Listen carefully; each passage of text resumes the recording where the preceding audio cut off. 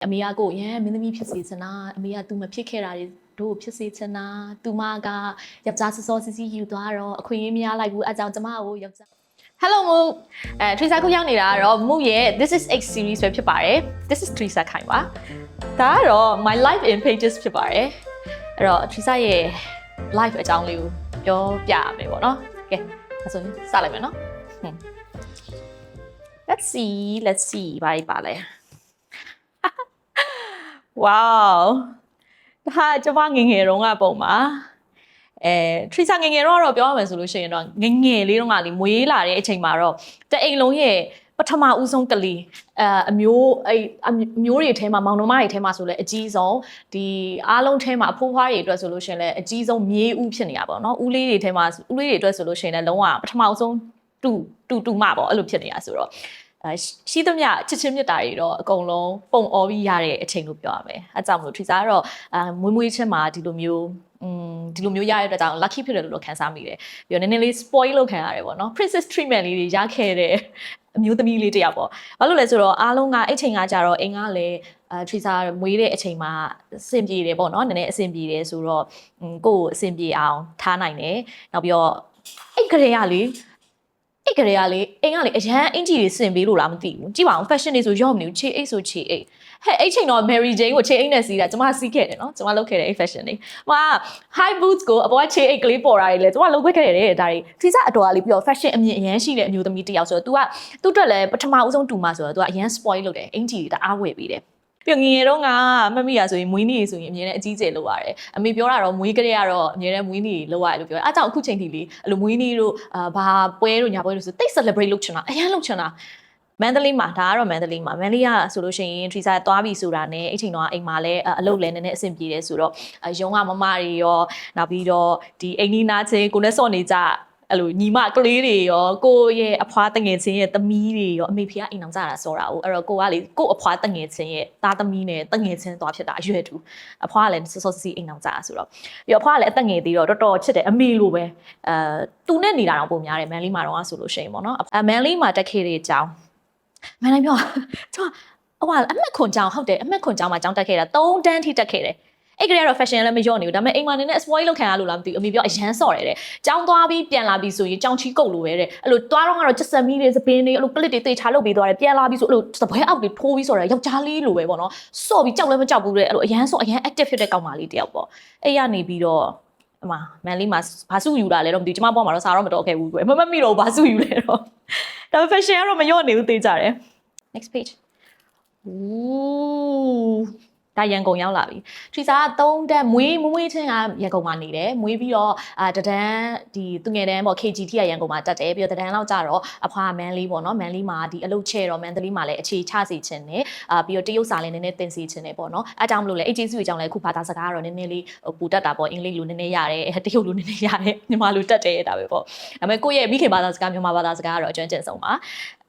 ရန်ကုန်ရောက်လာပြီဒါရန်ကုန်ကအိမ်လည်းပြီးသွားပြီပေါ့နော်အဲ့တော့ဒါတော့ Teresa ဘဝမှာပထမအဆုံးမွေးတဲ့ခွေးတော့မဟုတ်ဘူးသူ့ရဲ့နာမည်က Lucky တဲ့အော်ရှောက်ဖုနဲ့တောင်မှအတိတ်ပဲအတူတူပ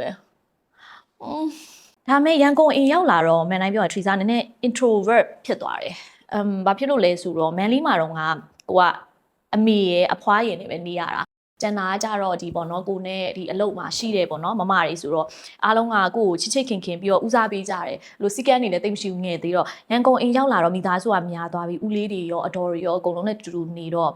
့ပြီးတော့ကိုကလည်းအရွယ်က10နှစ်ဝန်းကျင်လောက်ရောက်လာတော့လေကြီးလာရင်မိန်းကလေးဆိုတော့ပျက်စီးတာတွေပဲဖြစ်မှာဆိုလို့ဆိုပြီးသူကအရင်အထိန်ချောင်းစီးမြင်းစီကန်းနေတာအားလို့တော့အိမ်မှာအရင်ကြောက်ရတော့ introvert ဖြစ်သွားတယ်တိတ်စကားမပြောရတော့ဘူးပေါ့နော်ဟိုမှားမှာပဲကြောက်ပြီးတော့အဝတ်စားဝတ်တဲ့ဟာမှာဆိုသိတာမယ်ဒီအဝါရောင်လေးဆိုရင်အတော်ဆင်ပေးတယ်ဒါပေမဲ့လေအဲ့လိုနည်းနည်းညိန်သွားပြီကွယ်ဒီလားအရန်ဖလန်မဖြစ်နေတော့ဘူးဒီငှက်လေးနဲ့ဟာဆိုရင်ဒါလည်းဘန်ကောက်မှာတော့အဲ့ချိန်တော့ဆိုပူစုတည်း baby mine လို့ t-shirt တွေခစ်စားမလားအဲ့လို t-shirt ပွားရင်းနဲ့ဘောင်းမီတူပဲဝတ်ချင်တော့တယ်ပြီးရင်စာကြီးမျက်မှန်နဲ့ပေါ့နော်စာကြဘူးလိုပဲဒါပေမဲ့စာကြဘူးတော့မဟုတ်ခဲ့ပါဘူးနဲ့တော့မဟုတ်ဘူးအိုးဒီ dress ကတော့ Teresa မှတ်မိရယ်ဒါကလေဒီ dress ကဒါရန်ကုန်မှာရိုက်လာမန်လေးမှာရိုက်လာမသိဘူးဒါပေမဲ့ဒီအရွယ်ဒီ dress ကရန်ကုန်မှာတော့ဒီအိမ်ရုံးကပေါ့နော်အိမ်ကအလုတ်ကပွဲလုပ်တာအဲ့လိုနှစ်ပတ်လဲပွဲလားမသိဘူးလို့တော့အိမ်နေ့မှာခေါင်းဝင် အစ်စ်ဝေးရမှာအဲ့ခေါင်ဝင်ကိုအရန်ဝစ်ချင်တော့ဖြစ်ချင်တော့ရန်ကုန်မှာလည်းရုံခွဲရှိပြီပေါ့နော်ရုံခွဲရှိတော့ Trisa ဒီရန်ကုန်ကရုံကမမတွေနဲ့လည်းအရန်ခင်တော့ရန်ကုန်ရုံကိုသွားပြီးတော့လဲချင်တာအိမ်နဲ့ရန်ကုန်ရုံတွေကဒီလိုနည်းနည်းလမ်းကူးပြီးနည်းနည်းရှောက်လိုက်ရင်ရောက်တော့ကိုကအဲ့ဒါကိုမှတ်မိနော်9နှစ်ပဲလား6နှစ်ပဲလားမသိဘူးရှိသေးတယ်အဲ့အရွယ်မှာ Trisa တို့ရန်ကုန်ခဏရောက်လာတဲ့အချိန်မှာပေါ့နော်အဲ့ခေါင်ဝင်ကိုဝစ်ချင်တာအိမ်နေမှာအမေကပြောတယ်မဝစ်သွားနဲ့အခုရုံမဲသွားမှာရိုးအင်ကြီးဝစ်သွားဆိုတော့ကြီးကြတာအဲ့လိုခြေထောက်ကျုံမရဝတ်မအဲ့လိုလေးလောက်တာလေးသိလားအဲ့လိုရန်ဆိုးတာအဲ့နဲ့ဝစ်ဆိုကဲဝစ်အဲ့ memory တကယ်မှတ်မိတယ်ဝစ်ဆိုပြီးအမေကပေးဝစ်လိုက်တယ်အဲ့အညူရန်ခေါင်ဝင်လေးပျော်ပြီးအဲ့ခေါင်ဝင်လေးကင်ပြီးတော့မမရုံသွားပြီနော်ဆိုပြီးတော့ထွက်သွားတာဘယ်သူမှမသိလိုက်ဘူးအိမ်မလည်းအလုပ်အဲ့လိုအရန်အလုပ်ချဲ့နေတဲ့အချိန်ဆိုအကုန်ကအလုပ်ရှုပ်ကြရလေနော်မသိလိုက်ပဲနဲ့ Trisa ကရုံကိုသွားတဲ့အချိန်မှာလမ်းကူးတဲ့အချိန်မှာဆိုင်ကယ်ကဖြတ်တိုက်တာဒီအင်ကြီးနဲ့ပဲအဲ့အင်ကြီးအဲ့ကြရဝစ်ပြီးကြရဝစ်လို့မရတော့ဘာဆိုတစ်ထည်လုံးပြဲသွားလို့အဲ့ဒါ Trisa ရဲ့ memory ဆိုတော့အားကြောင့်မလို့အိမ်နောက်ပိုင်းလမ်းကူး Trisa အရန်ကြောက်တယ်ဘေးနာတယောက်ရဲ့လက်မကင်ထား Trisa လမ်းမကူရဲ့ trauma ရသွားပါတော့เนาะဒါ9နှစ်နဲ့ရတဲ့ trauma ခြေမလေးဆိုရင်တစ်ဖက်ကစောင်းနေတယ်အဲ့ဒါအဲ့ဒီဥစ္စာ accident ကြောင့်ဒီကြံခဲ့တဲ့တန်ရအဲ့တော့ဒီကောင်ဝင်လေးနဲ့လမ်းဖြတ်ကူးတဲ့ချိန်မှာဆိုင်ကယ်တိုက်သွားတယ် Trisa ဘာမှမသိလိုက်ဖုံးတစ်ချက်ပဲသိလိုက်တယ်ပြီးတော့မေ့သွားတယ်ထင်တယ်ပြန်နိုးလာတဲ့ချိန်ကျတော့ Trisa တို့ယုံကဒီကားမောင်းပြီးတဲ့ဦးကားဆရာကြီးပေါ့နော်သူကတမီထားဆိုပြီးအဲ့လိုခေါ်နေရကြားလိုက်တယ်ပြီးတော့သူ့ကိုပထမဆုံးတခုံးမေးလိုက်တယ်ဦးသမီးဘယ်ရောက်နေရလဲအဲ့တကုံမမိတယ်ဝါနေတယ်ပြီးတော့ခဏနေကြကားပေါ်လေးရောက်ပြီးအမေကလေသမီးနုန်းထားကြားလားမအိမ်နဲ့မအိမ်အောင်တော့ဆင်းအောင်ရောက်တော့မယ်တော့မအိမ်အောင်တော့ဆိုပြီးအဲ့လိုကြားတယ်ပြီးတော့မမအေးတယ်ဆိုလားမသိဘူးအဲ့ပြောလိုက်တယ်ပြီးတော့ဆေးရုံရောက်တယ်ခွဲခန်းထဲရောက်တယ်ဆရာဝန်ကြီးကဘာလဲဝူခုံးကားကြည့်လာလို့မေးတယ်ပြီးတော့ခဏကြာဆရာဝန်ကသမီးရဲ့ဆေးလေးထိုးမယ်နော်တဲ့မနာဘူးတဲ့ခဏလေးအိတ်လိုက်ဆိုပြီးမေ့သွားတယ်မေ့ဆေးထိုးပြီးတော့ခွဲလိုက်ရတယ်ပေါ့နော်ချုပ်လိုက်ရတယ်ပေါ့နော် sorry ပြီးတော့ထွက်လာတော့ကြောက်ပက်တီးပေါင်းစုံတဲ့တကူလုံးမျောပြီးထွက်လာအဲ့ကလေးကလည်းအိမ်ကပေးမသွားတော့ဘူးဘဲမှာအဲ့လိုလန်ကူလန်ရှောက်ဆိုလို့ရှိရင်ဒါကတော့ကျွန်မရဲ့ grandmother ပါ it's boss in the house သူကတော့ကျွန်တော်တို့အိမ်ရဲ့ boss ပဲဖြစ်ပါတယ်သူကတော့ဘီရင်မကြီးပေါ့နော်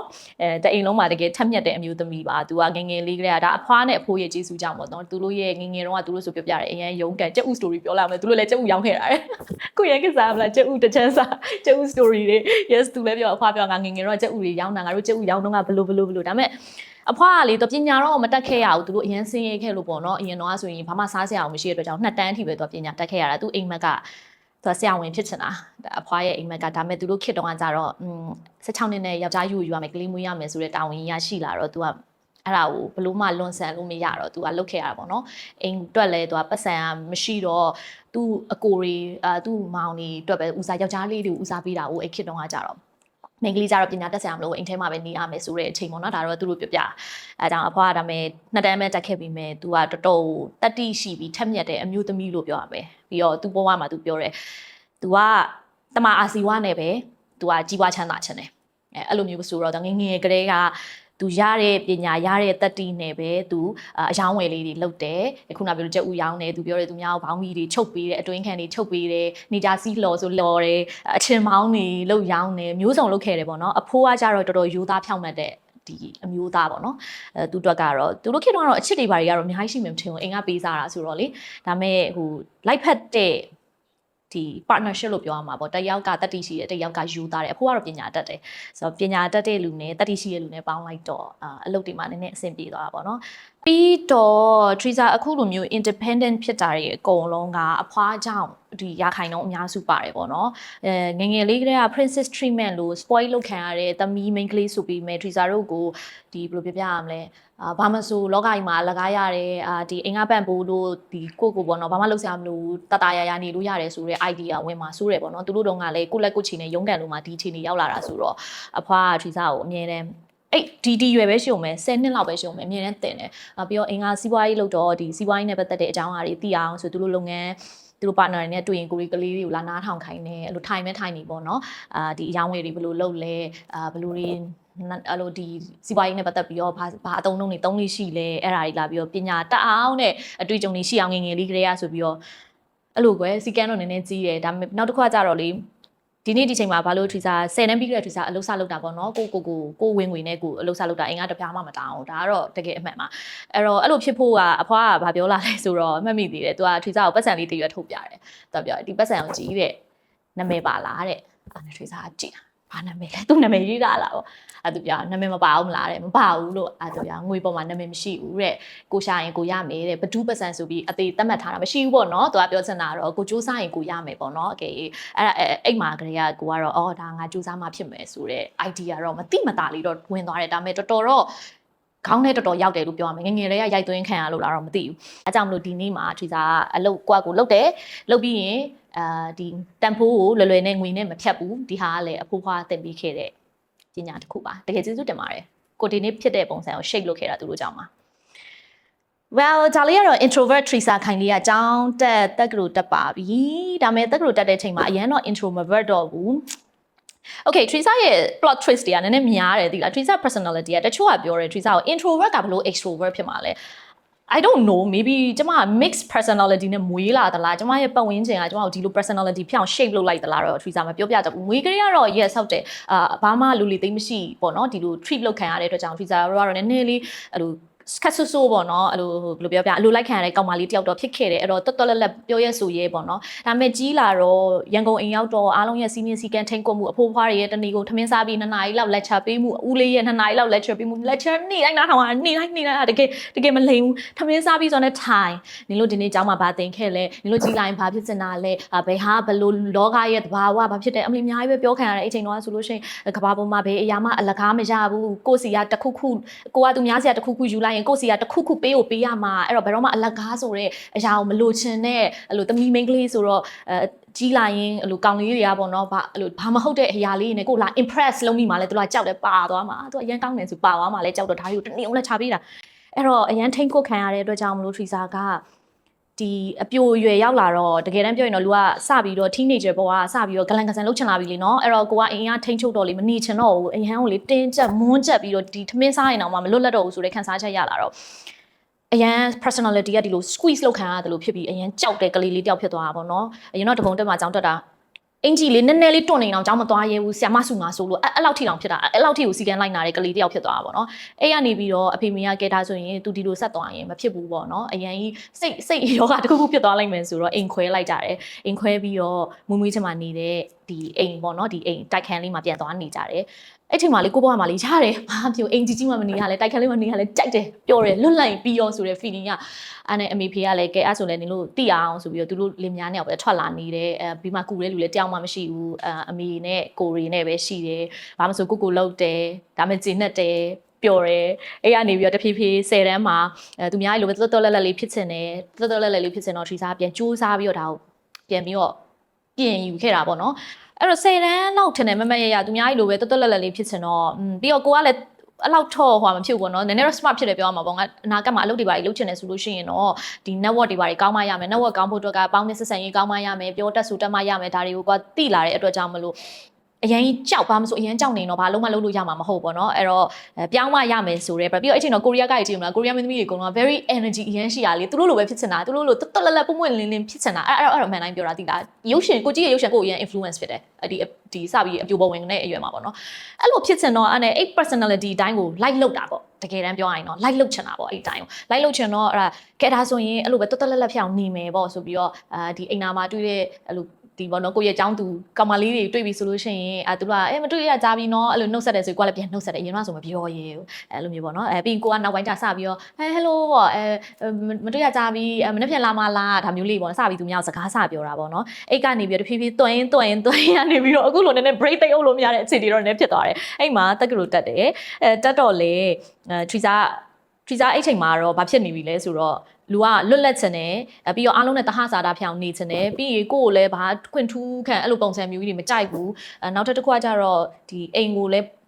ည်းပေါ့နော်အဖေမေကလည်းလူငယ်ဆိုတော့အဖေမေကလည်းကိုယ်အရင် spoil မလုပ်ချင်ဘူးခုနပြောသလိုနောက်ကြီးလာရင်လည်းကိုယ်အားကိုရမှာဖြစ်တဲ့အတွက်ကြောင့်လို့ဘာမှမဆိုအားမကိုအားမကိုတတ်မှာဆိုလို့သူကလည်းလွတ်ထားတယ်ပေါ့နော်လောက်ပေါ့ငယ်တုန်းဘာမှမဖြစ်ဘူးပေါ့နော်အဲ့လိုမျိုးဖြစ်တယ်ရီးစားရွာထားလဲအိမ်ကမထိန်ချုံဒါပေမဲ့ ဟိုငငယ်နဲ့တော့မထားခဲ့ပါဘူးကိုလည်းအိမ်ကလွတ်လပ်မှုပြီးတော့သူတို့ရဲ့လွတ်လပ်မှုလည်းအလွယ်သုံးစားမလုပ်ချင်ခဲ့ဘူးပေါ့နော်အဲ့လိုငငယ်လေးကတော့အိမ်ကအမြင်နဲ့ပြောတယ်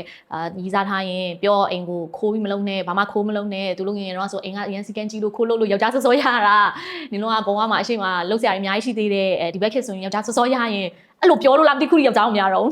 စပြီးတော့ night out တွေစထွက်တတ်တဲ့အရွယ်ဒါပေမဲ့ Teresa အရင် party လုပ်တတ်တဲ့ထဲမှာတော့အရင် party လုပ်ခဲ့တဲ့ထဲမှာတော့မပါအောင်အင်ကတော့ပေးသွားတယ် night out တွေဘာတွေ club တွေဘာတွေသွားချင်တယ်ဆိုလို့ရှိရင်ပေးသွားတယ်ကျွန်မ night out ထွက်တတ်တာပထမဦးဆုံး serious ထားတဲ့ရီးစားကြောင်သူရန်ထွက်လို့သူနဲ့လိုက်ပြီးတော့ night out ဆက်ထွက်တတ်တာ session နဲ့လားမသိဘူး yes အဲ့ချိန်တော့ club ဆိုရင်မကြိုက်ဘူးသိလားဘာလို့ဆိုတော့ထုံတိုင်းနားကြီးတယ်ဘာမှလည်းမသိဘူးအင်ကလည်းအရင်စီကန်ကြီးခဲ့တော့လေအမျိုးနေရာဆိုမကောင်းဘူးမသွားရဘူးအဲ့လိုတွေအရင်ဖြစ်ခဲ့တော့လေကြောက်တာအိမ်နေရာရောက်ပြီဆိုလို့ရှိရင်ဒါမဲ့လည်းဟဲ20လောက်လည်းရောက်တော့မကြောက်တော့ပါဘူးဒီ flan ကိုဖြစ်နေပြီပျော်နေပြီ music တက်ကြားနဲ့ခါနေပြီကွာရေးတော့ပြီးတော့ပျော်နေပြီအရင်အဲ့လိုရွယ်တော့ရောက်သွားပြီဒီပုံဆိုရင်တိတာဆုံးပဲဒါစင်ကာပူမှာဒီဘက်က Mac Teresa ရဲ့မောင်ရေဟိုဘက်က cousin Jeremy ခုနမန်နေဂျာပြောနေနင်းသွားခဲ့တာလေမောင်နှမကြီးနဲ့ဟုတ်တယ် Teresa အဲ့လိုပျော်တယ်မောင်နှမကြီးနဲ့ခဲ့ရပါဆိုတော့ Teresa တို့မောင်နှမတွေအကုန်လုံး relationship အရင်ကောင်းတယ် cousin နေလည်းကောင်းပါတယ်ရန်ဖြစ်ခဲ့တဲ့အချိန်မျိုးရှိတယ်ပေါ့နော်ဒါပေမဲ့အရင်အနေနဲ့ဆိုလဲတော်တော် Teresa တို့ကရင်းနှီးရတဲ့ထဲမှာပါတယ် Mac တို့ Steve တို့နဲ့ဆိုလို့ရှိရင်ဒါလေးကတော့အာဒါဘန်ကောက်မှာဒီဟာဘန်ကောက်ရဲ့ New Year night အဲ့ချိန်တော့လည်းအရင်ပျော်တာဘလို့ပျော်မှမသိဘူးဘူးတယ်မလားလေဘယ်လိုဟိုတယ်ပြန်ရောက်လို့ရောက်မှမသိဘူးအရွယ်ကတော့20စွန်းလေး21 22ပဲရှိမယ်အဲ့ဒီတုန်းကစပင်းတိုးကဘာလို့ဖြစ်တာသိလားမေတီလာရှင်ဝပြီးသွားတာဘုရားတရားလုပ်ပြီးတာနဲ့စွတ်ကဲဒါကတော့ကျမနည်းနည်းအရွယ်ရောက်လာပါပြီ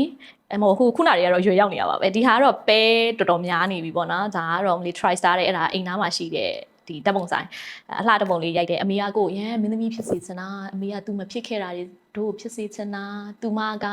ယောက်ျားစောစောစီးစီးယူသွားတော့အခွင့်အရေးမရလိုက်ဘူးအကြောင်းကျမကိုယောက်ျားစောစောစီးစီးမယူအောင် psycho လေးထဲတာ तू မလုပ်ခဲ့ရလို့အဲ့လိုဒါမဲ့ Teresa ခိုင်ကမင်းသမီးမဖြစ်ချင် Teresa ခိုင်ကဇီဝရေးပဲလုပ်ချင်တယ်ဥစားပဲရှာချင်တယ်အဲ့လိုမျိုးအမှုပညာတရုပ်ဆောင်ရတာကိုကဝါသနာမပါဘူးရုပ်ချစ်ကြည့်ရတာပဲဝါသနာပါတယ်ဒီဟာကတော့ထက်ထုံမှာ MC စဖြစ်တာ Teresa နေရာတိုင်းမှာလည်းပြောပါတယ်ထက်ထုံကျေးဇူးကြောင့်ပါသူဒါမမိတ်ဆက်ပေးခဲ့ဘူးဆိုလို့ရှိရင်တော့သူကပထမကျေးဇူးရှင်ပေါ့နော်သူကအောက်နှွေတော်ကြီးပေါ့သူဒါမမိတ်ဆက်ခဲ့ဘူးဆိုရင် Teresa ရဲ့လက်ဦးဆရာ director ကိုမင်းဆရာအနေနဲ့လည်းတွေ့ဆရာအကြောင်းမရှိပါဘူးသူမိတ်ဆက်ခဲ့လို့ပါသူနဲ့ Teresa နဲ့ကတော့ဒီ10တန်းတော့မခင်ဘူးသူအရင်ပဲများလို့ကျမသူဘာလို့လောက်ပဲများလဲဆိုပြီးတော့လို့တော့ဖြစ်တယ်အဲ့တော့ဒါမဲ့တက်ကလေးရောက်တော့စိတ်ထားလေးတော့တော်တော်ကောင်းပါတယ်တကယ်ကောင်းပါတယ်တကယ်ချင်းပေါ်မှာတော့တကယ်ကိုတကယ်ချင်းအကန့်တော်တော်ပြေးသွားတယ်မျိုးသမီးတယောက်ပါသူအဲ့ကလေးကတော့မင်းသမီးဖြစ်ချင်ခဲ့တာပါအခုမင်းသမီးဖြစ်တာမထူးဆန်းပါဘူးသူရဲ့အိမ်မှာကမွေးကလေးကမင်းသမီးဖြစ်ဖို့မွေးလာတယ်လို့ပါပဲရှင်ဒါကတော့သူနဲ့ပါကျမတော့စာချဖို့ရုပ်လေးပေါ့နော်ထက်ထွန်းရဲ့ကျေးဇူးနဲ့ director ကိုမင်းစရာလင်း freelance director နဲ့တွေ့တယ်သူနဲ့တွေ့ပြီးတော့ MC ဘဝထဲကိုစဝင်လာတယ်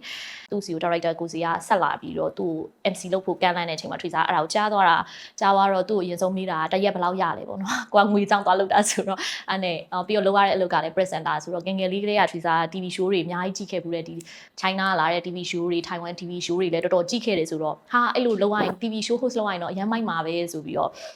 ့ငွေလဲရတယ်ဝင်ငွေလဲရတယ်ပေါ့နော်အဲ့နဲ့မိတ်ဆက်ပေးပါဆိုပြီးသူရဲ့ shooting ကိုလိုက်သွားပြီးတော့ကိုစီယာနဲ့တွေ့ကိုစီယာကလည်းတကယ်ကိုကျေးဇူးရှိပါတယ်ကိုကိုဒီအသက်ငယ်ငယ်လေးဆိုပြီးတော့လုံးဝဒါအကူမင်းနေပြောတာပေါ့နော်ညာချလိုက်မယ်နှက်ချလိုက်မယ်ကောင်မလေးဆိုပြီးတော့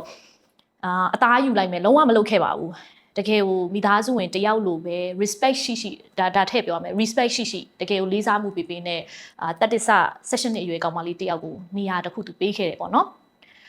ဘာမှတခြားသော personal ဘာမှမပါခဲ့ဘူးတကယ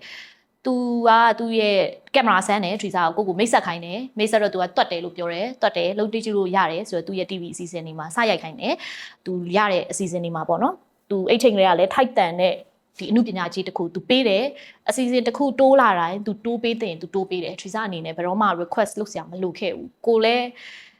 ဝင်ငွေတစ်ခုရနေပြီးရောဖြစ်တဲ့အတွက်ကြောင့်မလို့သူ့ကိုလည်းဘာမှ request မလုပ်ခဲ့ဘူးပေါ့နော်အင်ဂျီတွေဘာတွေကတော့ဟိုဒါဆိုရင်ကိုသိတဲ့အမတ်ကအင်ဂျီဆိုင်လေးဖွင့်ထားတယ်အဲ့အမတ်စီကအကူညီတောင်းသူ့ sponsor တွေသွားတောင်းသူလည်းတော်တော်ကူညီခဲ့ပါတယ်ပြီးရင်ကိုမငငယ်တော့ဝယ်ထားတဲ့အင်ဂျီပြန်ဝှက်ဒါတော့ Teresa ကိုတော်တော်များများသိခဲ့တယ် live shopping လို့ထင်ပါတယ်ဘာလို့တော်တော်များများသိခဲ့တယ်လို့ပြောလဲဆိုဟိုတနေ့ကတွေ့တဲ့အချိန်မှာတော်တော်များများပြောကြတယ်အမကကျွန်တော်9တန်း10တန်းကလေးကသိတာပါပဲကျွန်တော်ဘယ်စီစဉ်ကနေသိလဲလို့မေးတော့အမရဲ့ဟိုအိုးခွက်တွေရောင်းတဲ့ live shopping ကနေသိတာအဲ့လိုပြောတယ်အဲ့ရမှာအဲ့ချိန်မှာသူတို့ကကြည့်ကြတာပဲပေါ့နော်ကိုကတော့ကြည့်ရလူအဲ့လောက်ကြည့်ရင်တော့မှကိုမသိလောက်ဘူးလို့ထင်တာသူတို့မှတ်မိတယ်ဆိုတော့ဒီ live shopping ကတော့တကယ်ကိုအမှတ်တရနဲ့ကို MC skill ကိုအကြီးစား train ပေးတဲ့ program တစ်ခုပဲသူက live လွှင့်နေမှတ်မိလို့တစ်နာရီလား2နာရီအတွင်းမှာလားမသိဘူးလာထားတဲ့ product တွေကိုလုံးဝလက်တန်းရောင်းရတာပေါ့နော် ပြီးရင်ဒီဟာကတော့ကျမတို့ရဲ့အခုလက်ရှိနိုင်ငံကျော် MC TV show host ရုပ်ရှင်မင်းသားကိုကျော်ထအောင်နဲ့ပထမအဆုံးဆောင်တဲ့ရက်မြက်မင်္ဂလာဆိုတဲ့ဒီအစီအစဉ်လေးပါအဲ့ဒါကိုစီရရိုက်တာကိုမင်းစရာလေးပဲရိုက်တာပါကိုကျော်ထအောင်နဲ့ဆောင်တယ်ကိုကျော်ထအောင်အချိန်တော့ sense of humor အရန်ကောင်းတာပဲအရန်ဟာတာပြောတတ်တာ तू ကရုပ်တီနဲ့ဟာတာပြောတာရီလိုက်ရတာရက်မြက်မင်္ဂလာမှာ Trisa ဘာစကားမှမပြောဟာဟာပဲရှိတယ်အဲ့ရက်မြက်မင်္ဂလာကလည်းဒါဟာပဲရှိလို့လူတိုင်းကပြောတယ် Trisa ရဲ့တဲ့အစအဆုံးဒီ program ကြီးက Trisa ရည်တမ်းပဲကြားတယ်တဲ့ကျော်ထအောင်ဘာပြောလိုက်မှမကြားဘူးကိုကျော်ထအောင်ကသူများကိုစားကွက်ရီပြီအဲ့မှာအဲ့ဒါတော့အမှတ်တရပဲအမေကတော့ကိုကျော်ထအောင်ချောလို့ဆို coffee တွေဝယ်လာတိုက်တယ်ကျမအမေအော်ဒါအဲ့ချိန်တုန်းက Omoto ဆိုတဲ့ဂျပန်ပစ္စည်းပေါ့နော်။ဘာယူထောင်ရှာအဲ့ချိန်တော့အဲ့ဒါလေးတွေလည်းခက်စားခဲ့တယ်နော်။ဆိုတော့ဒီ live shopping ကနေပြီးတော့ Trisa client တွေတော်တော်များများသိခဲ့တယ်။အဲ့မှာတော့ကျေးဇူးရှင်ကတော့ဒီမိုးရန်ပေါ့နော်။မိုးရန်ရွှေလာမင်းနဲ့မျက်စုကလေးပေါ့နော်။အဲ့ဒါ live shopping မှာလာရောင်းတယ်။ထီလက်မှတ်တွေလာရောင်းတော့သူတို့ကလည်း Trisa ကိုတွတ်တယ်ဆိုတော့သူတို့ရဲ့ပွဲလေးမှာခေါ်သုံးကြည့်တယ်။ MC ပေါက်စာလေးပေါ့နော်။တကယ်ဒါပေမဲ့ဒီလိုဘာမှအတွေ့အကြုံမရှိသေးတဲ့တက်တဆမှာတကယ်တက်တဆ MC သေးလေးကိုနေရာပေးတာလဲတကယ်ကိုကံကောင်းခြင်းတစ်ခုပါပဲဒီလူကောင်းနေနဲ့တွေ့ခဲ့တာပေါ့နော်အဲ့တုန်းကအကိုမှတ်မိပါသေးတယ်ဆိုတော့ဒီအဲ့ဒီအကိုကတော်တော်နေရာပေးခဲ့တယ်ကိုပေးပြီးတော့ပေါ့နော်သူကအပြင်ပွဲလေးလောက်ခိုင်းနေရတယ် Trisa လုံနိုင်လောက်တယ်တဲ့လောက်ကြည့်ပါလားတဲ့ဆိုတော့ဈေးတွေပါလေကိုကမပြောတတ်ဘူးသူကတော့ဒီလောက်ယူတဲ့သူကိုယ်တိုင်ပဲပြောတယ်သူကိုယ်တိုင်ပဲပေးတယ်အဲ့ရနေပြီးတော့ client brand ဘက်ကလည်းကြိုက်တော့သူတို့ရဲ့တခြားသောလုပ်ငန်းခွဲတွေမှာခေါ်သွားတယ်နေတွေတော်တော်များများမျိုးတွေတော်တော်များများရောက်ခဲ့တယ်ကားပေါ်မှာအဲ့လိုထီပေါက်တဲ့ပေါ့နော်ဒီကန်ထူးရှင်ကြီးတွေကိုလိုက်ပြီးတော့စုကြင်ညာတာတွေလည်းလုပ်ခဲ့ရတယ်အများကြီးပဲဒီဟာတော့လုံးဝအပြင် audience နဲ့ထိတွေ့ခဲ့ရတယ်ပွဲတွေလို့ပြောရမယ်ဒါပေမဲ့ဟုတ်လို့အကြီးပွဲတော့မဟုတ်သေးဘူးပေါ့နော်ဒါပေမဲ့ first အပြင် live မှာထိတွေ့ရတာကင်မရာရှိမှမဟုတ်တော့ audience တွေနဲ့ဟိုဒါကတော့လေ MC career ပို့ပြီးတော့ upgrade ဖြစ်လာမဲ့အချိန်တစ်ခုရောက်လာတယ်လို့ပဲပြောရမှာပေါ့နော်အဲ့ချိန်တော့16နှစ်လားမသိဘူးဒီပွဲကတော့ဒီထိတ်ဆုံးအပုံကတော့အမှတ်တရအဖြစ်ဆုံးပွဲပဲ။ဘာလို့အဲ့တုန်းကတော်တော်ဒီ global brand အကြီးတွေပထမဦးဆုံးစပြီးဝင်လာတဲ့အချိန်ပေါ့နော်။အဲ့ဒီအချိန်မှာကန်ကောင်းစွာနဲ့ဒါကြောင့်မလို့ဒီအလုတ်ကလည်းကိုလည်း Trisa လည်းအရင်စူးစမ်းပါတယ်ဒါကတော့ကိုလည်းဒါတွေကလွယ်နဲ့ရလာတော့မဟုတ်ဒါပေမဲ့ကိုစူးစမ်းတဲ့အလျောက်လည်းအတိမတ်ပြုတဲ့လူလည်းရှိခဲ့တယ်လို့နောက်တစ်ခုကကြတော့တိုက်ဆိုင်ကိုမြင်ပြီးတဲ့လူတွေလည်းရှိခဲ့တယ်ပေါ့နော်ဆိုတော့ကန်ညံရီကတော့အကုန်စုံခဲ့တဲ့အချိန်ပေါ့စပြီးစုံတဲ့အချိန်ပေါ့အဲ့မှာ Trisa ဒီပွဲလုပ်ဖို့အတွက်သူကဒီ agency ကနိုင်ငံခြား agency ကလုပ်တာနိုင်ငံခြား agency ကလုပ်တာသူက first Trisa ရဲ့နိုင်ငံခြား agency နဲ့လုပ်ဖို့တဲ့ experience ပဲပြီးတော့အပြင် agency နဲ့လုပ်ဖို့တဲ့ experience လည်းဟုတ်တယ်ဒီပွဲကိုလုပ်ဖို့အတွက်သူတို့ကပေါ့နော်သူတို့နီးစပ်ရာအတိုင်းဝိုင်းထဲကဒီပေါ့နော်မြန်မာ network ထဲကသူတို့လိုက်ရှာတယ်မေးတယ်ပေါ့နော် presenter အောင်မှသူတို့ကတွတ်တာလိုချင်တယ်ငယ်တာလိုချင်တယ် main ကလေးလိုချင်တယ်ဆိုတော့အဲ့ချိန်က Trisa live shopping program တွေရိုက်နေတယ်ဒီတခြားသော freelance program တွေ channel အသီးသီးမှာပြနေရ freelance ဆိုတော့လေသူကတသက်ထဲတော့ပဲ channel ဆိုတာတော့မရှိအဲ့မှာပေါ့အဲ့ကနေဆက်ပြီးသိတဲ့ဒီအကိုတယောက်ရှိတယ်အဲ့အကိုကနေပြီးတော့ဒါဆိုရင်တော့ Trisa ခိုင်ကိုတုံးကြည့်မလားပေါ့ Trisa ပေါ့အဲ့ချိန်တော့ Trisa ကိုတုံးကြည့်မလားပေါ့သူကတော့တွတ်တယ်ပေါ့ငယ်လဲငယ်တယ်ဆိုပြီးတော့သူပြောတယ်ပေါ့နော်သူကပြန်ပြောပြပါပေါ့နော်သူအဲ့လို recommend ပေးထားတယ်တဲ့အဲ့တော့ညီမသွားပြီးတွေ့ကြည့်လိုက်တဲ့တွေ့ကြည့်ပြီးတော့အကေသူတို့ကြိုက်တယ်ဆိုရင်လည်းသုံးပါပေါ့တဲ့မကြိုက်ဘူးဆိုတော့လည်းဆက်ပြီးကြိုးစားပေါ့နော်ဆိုတော့ဟုတ်ကဲဆိုပြီးတော့ Trisa သူတို့ meeting သွားတွေ့တယ်အဲ့ဒီနိုင်ငံခြား agency ကိုသွားတွေ့တယ်တွေ့တော့သူတို့ကကိုယ်နဲ့စကားနည်းနည်းပြောတယ်ပြောပြီးတော့အဲ့နဲ့သူတို့လည်းချစ်ချင်းဆုံးဖြတ်တယ်အဲ့နေ့မှာပဲချစ်ချင်းပဲရတယ်တဲ့နင့်ကိုခေါ်မယ်တဲ့ဟာနှစ်ရက်လောက်ရမယ်တဲ့ပြီးတော့တဲ့လွတ်ပေါ့ပါပဲလုပ်ပါတဲ့ script အကုန်ရေးပြီးမယ်ဒါပေမဲ့တဲ့လှုပ်ချင်တာရှိတယ်ပြောချင်တာရှိတယ်ဆိုရင်တဲ့ဒီစီးတွေပေါင်းတွေထဲကပေါ့နော် brand image ကိုမထိခိုက်ဘူး MC တယောက်ရဲ့ဒီ ethic နဲ့ကိုက်ညီမဲ့စကားလုံးထဲကဆိုလို့ရှင်ကြိုက်တယ်လို့လွတ်လပ်ပေါ့ပါဆိုတာလှုပ်ရှားလို့ရတယ်ပြီးပေါ့ပါစင်ပေါ်စင်အောက်လှုပ်ရှားနိုင်ဖို့အတွက်လည်းရှုဖက်နဲ့လေးပဲစီးခဲ့ပါတဲ့ဆိုပြီးတော့ပြီးဘေးနားမှာ Trisa ဘေးနားမှာလိုက်ပြီး assist လုပ်ပေးဖို့သူတို့ဘက်က organizer team member တယောက်ချပေးထားမယ် game sort ချင်ရင်ပစ္စည်းလိုက်ကင်ပေးမယ်အဲ့လိုပေါ့နော်လိုက်ပြီးတော့အကုန် assist လိုက်လုပ်ပေးမယ်ပေါ့ဟာအဲ့ချိန်တော့ကို supporting အပြည့်ပေးတယ်တကယ် professional ကြတဲ့ agency တစ်ခုနဲ့လည်းလုပ်ရတော့အရန်လန်းအားတက်သွားတယ်အရန်အားတက်ပြီးတော့တကယ်ကောင်းတဲ့ chance တစ်ခုဆိုပြီးတော့ Trisa တိသွားတယ်ဒါတော့ငါလက်လွတ်ခံလို့မရဘူးနောက်ပြီးတော့ဒီချိန်မှာတော့ကိုအရင်တော့ကြည့်ခဲ့တဲ့ TV show မှာလုပ်တဲ့ MC တွေကအရန် live ဖြစ်တာဒီ Taiwan TV show တွေနောက်ပြီးတော့ဒီပေါ့တခြားသောနိုင်ငံရဲ့ခြားကအမေရိက show တွေဆိုရင် host တွေကတသက်ထဲမဖြစ်နေဘူးပေါ့နော်အရင် lively ဖြစ်ကြတာသူတို့အရင်တဘာဝကြဆိုကိုအဲ့ဒီတိုင်းလေးကိုလုတ်ကြည့်ချင်တော့အိမ်မှာငါဒီခွင့်ရပြီထင်တယ်ဆိုပြီးတော့ Trisa လည်းအစွမ်းကုန်ကိုစွမ်းညံစွမ်းရှိသမျှစူးစမ်းခဲ့တာပေါ့နော်ငယ်လဲငယ်တော့ကွာလက်ရဲတယ်အဲ့တော့မှားမယ်လုတ်ကြည့်ဝင်ဆိုတဲ့စိတ်နဲ့လုတ်ခဲ့တော့ကံကောင်းစွာနဲ့ပဲတကယ်လဲကိုစူးစမ်းအားထုတ်မှုကဟိုအယောင်ထင်ဟပ်လာရပြောရမယ်အဲ့ချိန်တုန်းက brand ကြီးတွေအများကြီးရှိတယ်ဒီပေါ့နော် Trisa တို့တကယ်အခုနောက်ပိုင်းထိရှိနေတဲ့ client တွေ Unilever brand တို့ဒီ Coca-Cola brand တို့ဆိုလို့ရှိရင်တကယ် brand အကြီးကြီးပေါ့သူတို့လည်းစရှိနေတဲ့အချိန်ဆိုတော့သတိထားမိသွားတာကိုသတိထားမိပြီးအဲ့ပွဲပြီးတာနဲ့ဒီ book တီတီကသူတို့တောင်းဝင်ရှိပုဂ္ဂိုလ်တီတီက Trisa ကိုလာပြီးတော့ နံပါတ်လာတောင်းကြတယ်နင့်ဖုန်းနံပါတ်လေးပေးပါနောက်ပွဲရရှိရင်နင့်ကိုခေါ်မယ်ဆိုပြီးတော့လာတောင်းတယ်အဲ့ချိန်မှာဘဝမှာ first ever achievement ဆိုတာအဲ့မှာခံစားရတာပဲချက်ချင်းလက်ငင်းပေါ့နော်ဘဝမှာစာလည်းမတော်ခဲ့တော့လေသိလားငါဒီစာတော်လို့စုရတယ်ဆိုတာတိတ် memories လည်းမရှိခဲ့ဘူးကိုကစာပွဲမကြောက်အောင်ဖြစ်မယ်ဆိုတော့အားတစ်ခုပဲရှိခဲ့တာအဲ့လိုမျိုးဆိုတော့အဲ့ဒါတော့တကယ် achievement ကြီးတစ်ခုပဲအဲ့ကနေစပြီးတော့ဒါပေမဲ့ကိုဖြစ်ချင်ခဲ့တာအပြင်ပွဲ MC လုံးဝမဟုတ် still TV show host ပဲဒါမဲ့အချိန်ပိုင်းပဲအလုပ်လုပ်နိုင်တယ်အကြောင်းကလည်းတစ်ဖက်တက်နေသေးတာဖြစ်တဲ့အတွက်ကြောင့်မလို့ TV show host တော့TV channel မှာတစ်ခုမှသွားလျှောက်ဖို့လုပ်သေးတယ်ဒါပေမဲ့ part time မခေါ်ဘူးတဲ့အချိန်ပြေးတယ်ပြီးခီးတွေထွက်နိုင်မှရမယ်ဆိုတော့အဲ့မှာကိုကအဲ့ဒါကိုလက်လွတ်ခံလိုက်တာပေါ့နော်အဲ့ရနေပြီးတော့ line application ဝင်လာတယ်တက္ကသိုလ်တွေအကုန်လုံးလှည့်ပြီး boot နေလုတ်တယ် Trisa မမိသေးတယ် Trisa တော့ line sticker လေးတုံးလိုက်သေးတယ်ဒါပေမဲ့ခုတော့မရှိတော့ဘူးပေါ့နော်ခုတော့ထိုက်သွားမှတုံးရတော့မယ်အဲ့တော့ပြီးတော့တခြားကား brand ကြီးတွေကား brand ကြီးတွေ road show တွေတော့အရင် road show တွေလုပ်ကြတယ်ပြီးတော့ Citymat ကလည်းအဲ့တုန်းကတော်တော်များများပွဲလုပ်တယ်ဒီ cooking show တွေလုပ်တယ်နောက်ပြီးတော့သူတို့ရဲ့အဲမှာရှိတယ်ပေါ့နော်မတူညီတဲ့ product alike မတူညီတဲ့ဒီနိုင်ငံ alike ရဲ့ယဉ်ကျေးမှုအစားအသောက်ယဉ်ကျေးမှုအကြောင်းတွေလုပ်တယ်အဲ့ရနေပြီးတော့တဖြည်းဖြည်းအဲ့မှာ Trisa မမိသေးတယ်ဒ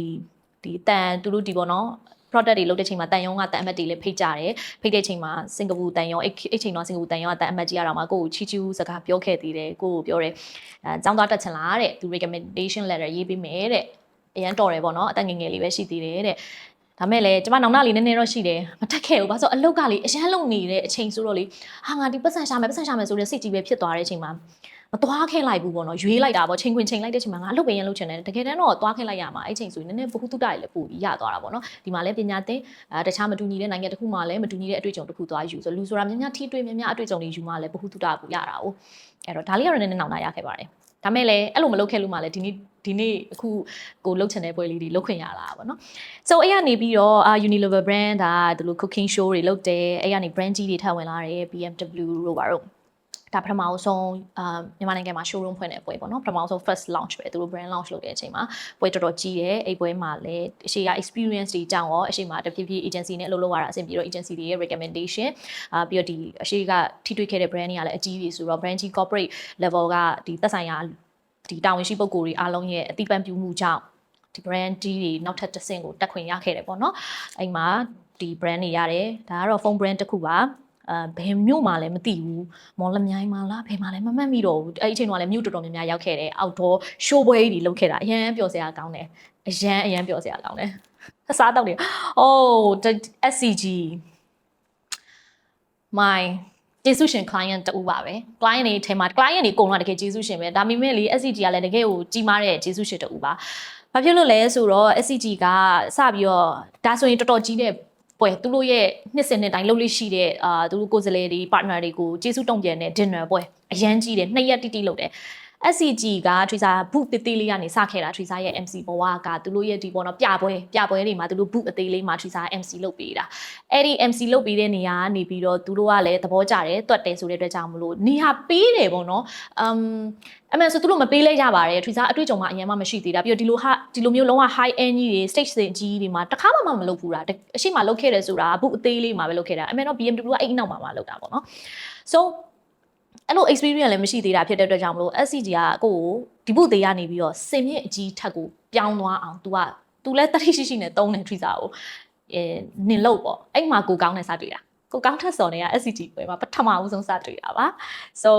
အဲ့တော့ကိုရဲ့တကယ်အားလုံးကကိုကောင်းလို့ဆိုတာအဲ့ချိန်တော့နိုင်ငံကျော်ဟိုစီဖြစ်နေပြီလीเนาะသူတို့နဲ့ကိုဟာစတွဲလို့ရတာဆိုတော့နည်းနည်းတော့တကယ် nervous တော်ဖြစ်တယ်လက်တွဲခေါ်ရတယ်ပထမပွဲမှာတော့ကိုကောင်းကြောက်တော့မှပြောပြမယ်အဲ့ဒါတီးတဲ့ story တစ်ခုရှိတယ်အဲ့တော့ဒါပြီးတော့ SCG Vivo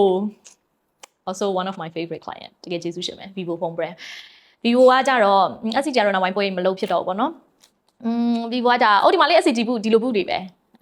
Vivo ကကြတော့ Trisa ကိုသူတို့စပြီးတော့သူတို့ brand first launch တော့မတုံးဖြစ်ဘူး Trisa နဲ့မသိသေးဘူး second launch မှာစတုံးဖြစ်တာလားမသိဘူးအဲ့ချိန်တော့တကယ် Trisa လဲMC အတွေ့အကြုံကစင်မြင့်ကြီးအတွေ့အကြုံကလူတစ်ပွဲလောက်ပဲရှိသေးတယ်အရင်မရှိသေးဘူးဒါပေမဲ့သူတို့နဲ့စတွေ့တော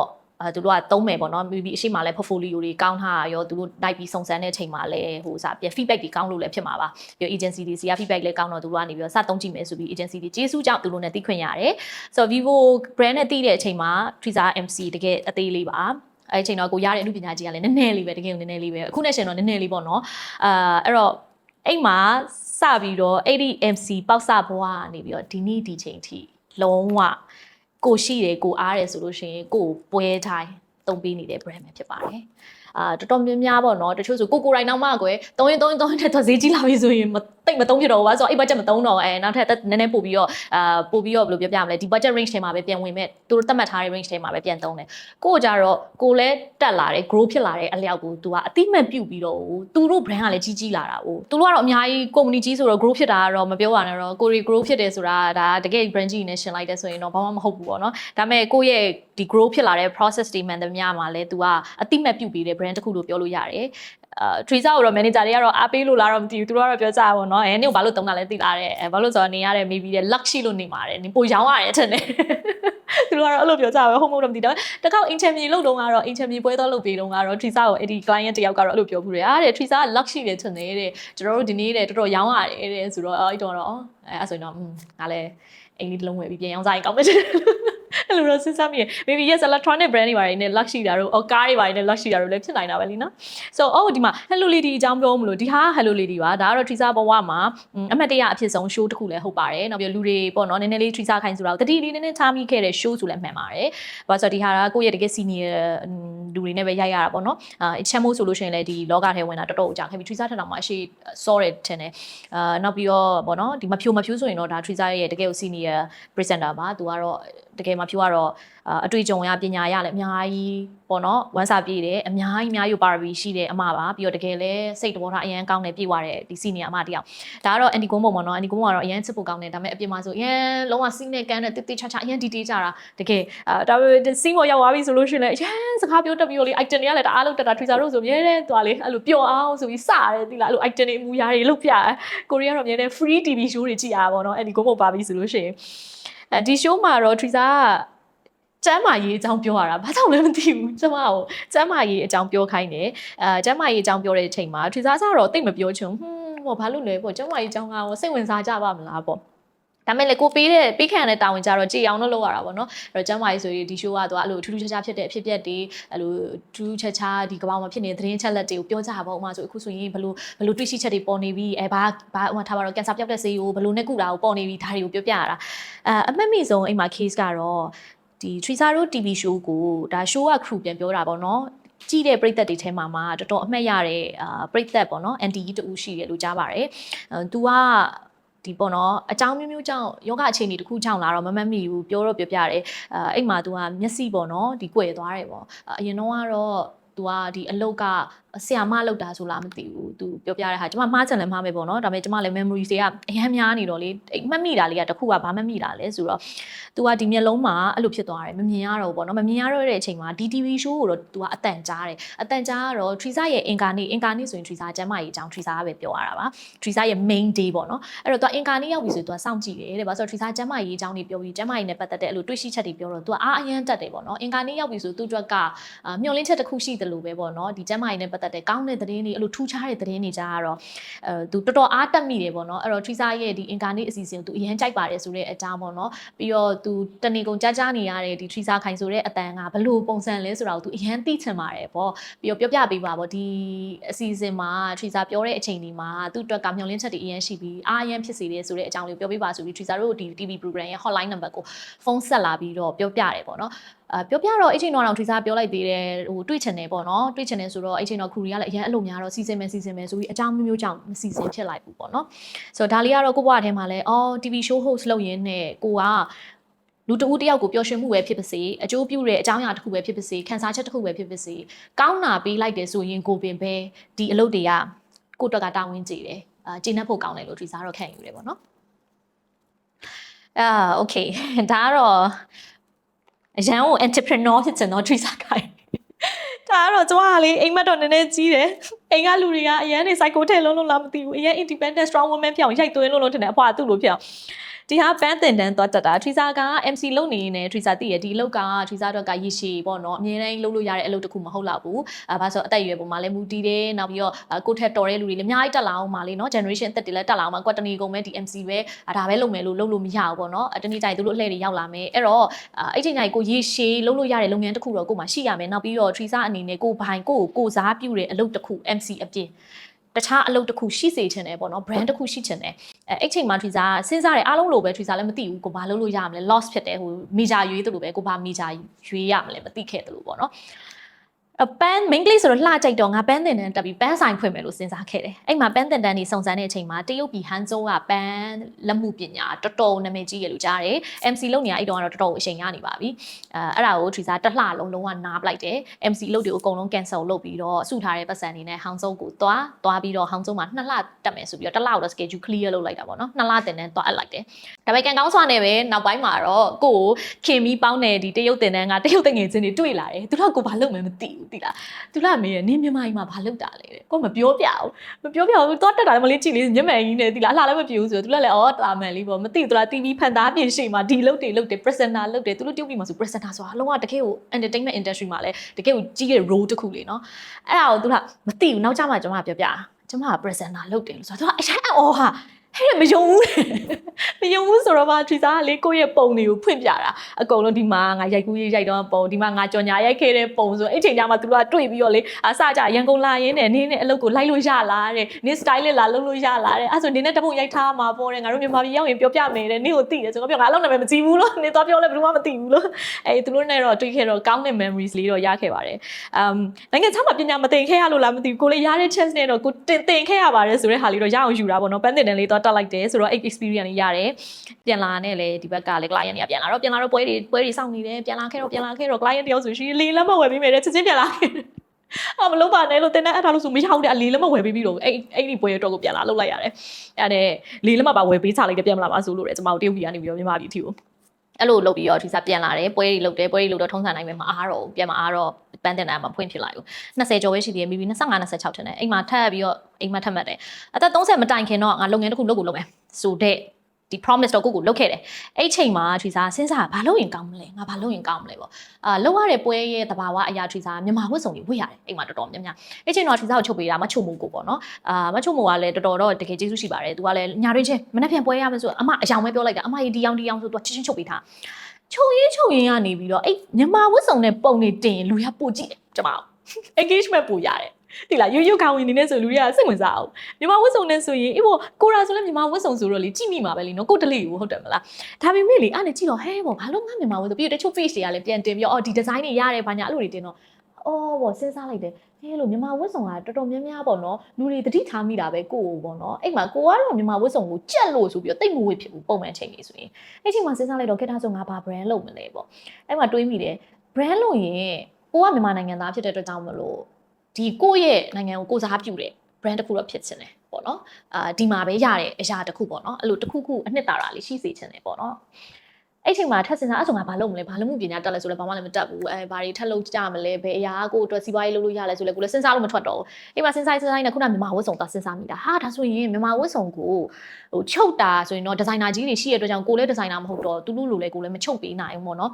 အဲ့တော့ ready made ပေါ့ပါဝယ်လို့ရတယ် ready to wear လေးလုပ်လိုက်မလားပေါ့အဲ့ချိန်တော့ကြီးလိုက်တော့ထီစားတို့ ready to wear လုပ်နေတဲ့ brand တော့ရှိတယ်တကယ်လည်းကောင်းတယ်သူတို့ brand လည်းသူတို့လုပ်နေရလဲတွေ့တော့ဟာတကယ်လည်းဒီ market ရှိနေပြီဆိုတော့ကိုလည်းလုပ်ချင်တယ်ပြီးရင်ကိုစားပြုတဲ့ brand လည်းဖြစ်ရမယ်အဲ့ကိုစားပြုတဲ့ brand လို့ပြောလိုက်ရင် तू ကဘာ brand လဲဆိုရင်မြန်မာဝတ်စုံ brand ဆိုတာကိုတခြားနိုင်ငံမှာတော့ပြောရင်လေဒါလေးကအရင်အတိတ်ပဲရှိရလို့ခံစားရတယ်ထရီစားတော့ကပြီးတော့အသက်30မတိုင်ခင်မှာကိုစားပြုတဲ့ brand ကကိုရဲ့ nationality ကိုလည်းကိုစားပြုတဲ့အမှတ်တစိတ်တစ်ခုဖြစ်နေရဲဆိုတာမျိုးဖြစ်ချင်တယ်အားကြောင့်မလို့ထရီစားမြန်မာဝတ်စုံ brand ခိုင်ဒီဆိုတာကိုဖွင့်ခဲ့တာဒီခိုင်ဒီပေါ့နော်ခိုင်ဒီရဲ့နာမည်ကတော့ရှောက်ပေးလိုက်တာပါကိုနာမည်လည်းပါချင်တယ်အဲ့ချိန်မှာမြန်မာဆန်ချင်တဲ့နာမည်ကလည်းအဲ့လိုအင်္ဂလိပ်စကားလုံးမဖြစ်ချင်ဘူးဒီကတော့ဘာဖြစ်လို့ရွေးတာလဲဆိုတော့မတီတို့ယတီတို့အဲ့လိုမြန်မာအသုံးလုံးလေးမှာဆိုသုံးကြတယ်မလားအဲ့ဒါလေးတွေကိုဒီစားအဲ့အနောက်ကစကလုံးလေးကိုပဲယူလိုက်တာပါခိုင်ကတော့ကိုယ်နာမည်ပါတော့ခိုင်ဒီဆိုပြီးပေါင်းလိုက်တော့မစိုးပါဘူးခေါ်လို့ရပါတယ်ဆိုပြီးတော့ခိုင်ဒီဖြစ်သွားတာဒီ logo လေးကလည်းကိုစိတ်ကြိုက်ဆွဲပြီးတော့ထွက်လာတဲ့ logo လေးပါအိမ်မှာ KD brand လေးကိုတော့2020 February 20ရက်နေ့မှာစပြီးတော့launch လုပ်ခဲ့ပါတယ်။ဒါဆိုတော့ကွက်တီပဲကိုမွေးတဲ့ရက်နဲ့လည်းကွက်တီဖြစ်နေလို့20တွေဆိုတော့2020ပေါ့နော်ကိုဗစ်မတိုင်ခင်တစ်လကျွန်မမှတ်မိသေးတယ်။အဲ့မှာတစ်လဖွင့်ပြီးတာနဲ့3လပိုင်းမှာကိုဗစ် first case ဆိုပြီးတော့ announce လုပ်ခံရတယ်2020မှာအဲ့ဒီမှာဆိုင်ကြီးဝုန်းဆိုပိတ်ချလိုက်ရတယ်။ဒါကတော့ကျွန်မရဲ့ memories ပါ။ဘာခိုင်ဒီကတော့အခုထိတော့အားလုံးရဲ့အားပေးမှုကြောင့်အရင်ကြီးအတက်ကြီးမဟုတ်ပေမဲ့တော့လေ survive လုပ်နိုင်တဲ့ brand လေးတစ်ခုတော့ဖြစ်ပါတယ်။ကြုံရင်လည်းအားပေးလိုက်ပါအောင်เนาะကြော်ညာလေးဝင်လိုက်ပါအောင်ပဲခိုင်ဒီပါ။ ပြီးတော့ခိုင်တီရှိတာဖြစ်တဲ့အတွက် Twitter အင်ဂျီမချုပ်တတ်ဘူးဒီဇိုင်းကတော့အုံနောက်ထဲမှာရှိတာကိုလက်နဲ့ပဲအကြမ်းဖြင့်ဆွဲပြတတ်တယ်ပုံလည်းမဆွဲတတ်ဘူးအဲ့တော့ဒီ brand ကိုရေရှည်ထပ်ပြီးတော့ထိမ့်သိမ်းချင်တယ်ဆိုလို့ရှိရင်မဖြတ်လိုက်ချင်ဘူးပေါ့နော်အရင်ရောင်းရနေတဲ့ brand တော့မဟုတ်ပေမဲ့ဆက်ပြီးကိုလည်းပညာမဖြည့်ထားဘူးဆိုရင် brand မရှိတော့မှကြောက်လို့ကိုကတော့ပညာဝန်စာနည်းနည်းထပ်ဖြည့်ချင်တဲ့အတွက်ကြောင့်မလို့ဒီပေါ့နော်အရှင်းနှစ်ပိုင်းနေတော့Twitter ကဘန်ကောက်မှာဒီ PWFE ဆိုတဲ့ private ဒီပေါ့နော်အကြောင်းလို့တတ်မှတ်လို့ရမလားမသိ private ကျောင်းလေးမှာပေါ့နော် Twitter ဒီအချုပ်တာနဲ့ပတ်သက်ပြီး dress making သင်တန်းတော့တက်လိုက်ပါတယ်အဲ့ဒီဥစ္စာကိုတစ်နှစ်ခွဲကြော်လောက် Twitter တက်ခဲ့တယ်တော်တော်ခက်ခဲပြီး designer တွေကိုတော်တော်နားလည်သွားပါတယ်ပြီးတော့အဲ့တဲ့တက်တဲ့ချိန်တစ်နှစ်ခွဲဆိုတော့ကိုကဒီဘက်ကကိုတောက်လျှောက်လုပ်လာတဲ့အလုပ်ကတော့အလုပ်လို့မရအောင်လीเนาะTwitter ဘန်ကောက်မှာတက်တာဖြစ်တဲ့အတွက်ကြောင့်မလို့အဲ့မှာတော့ Twitter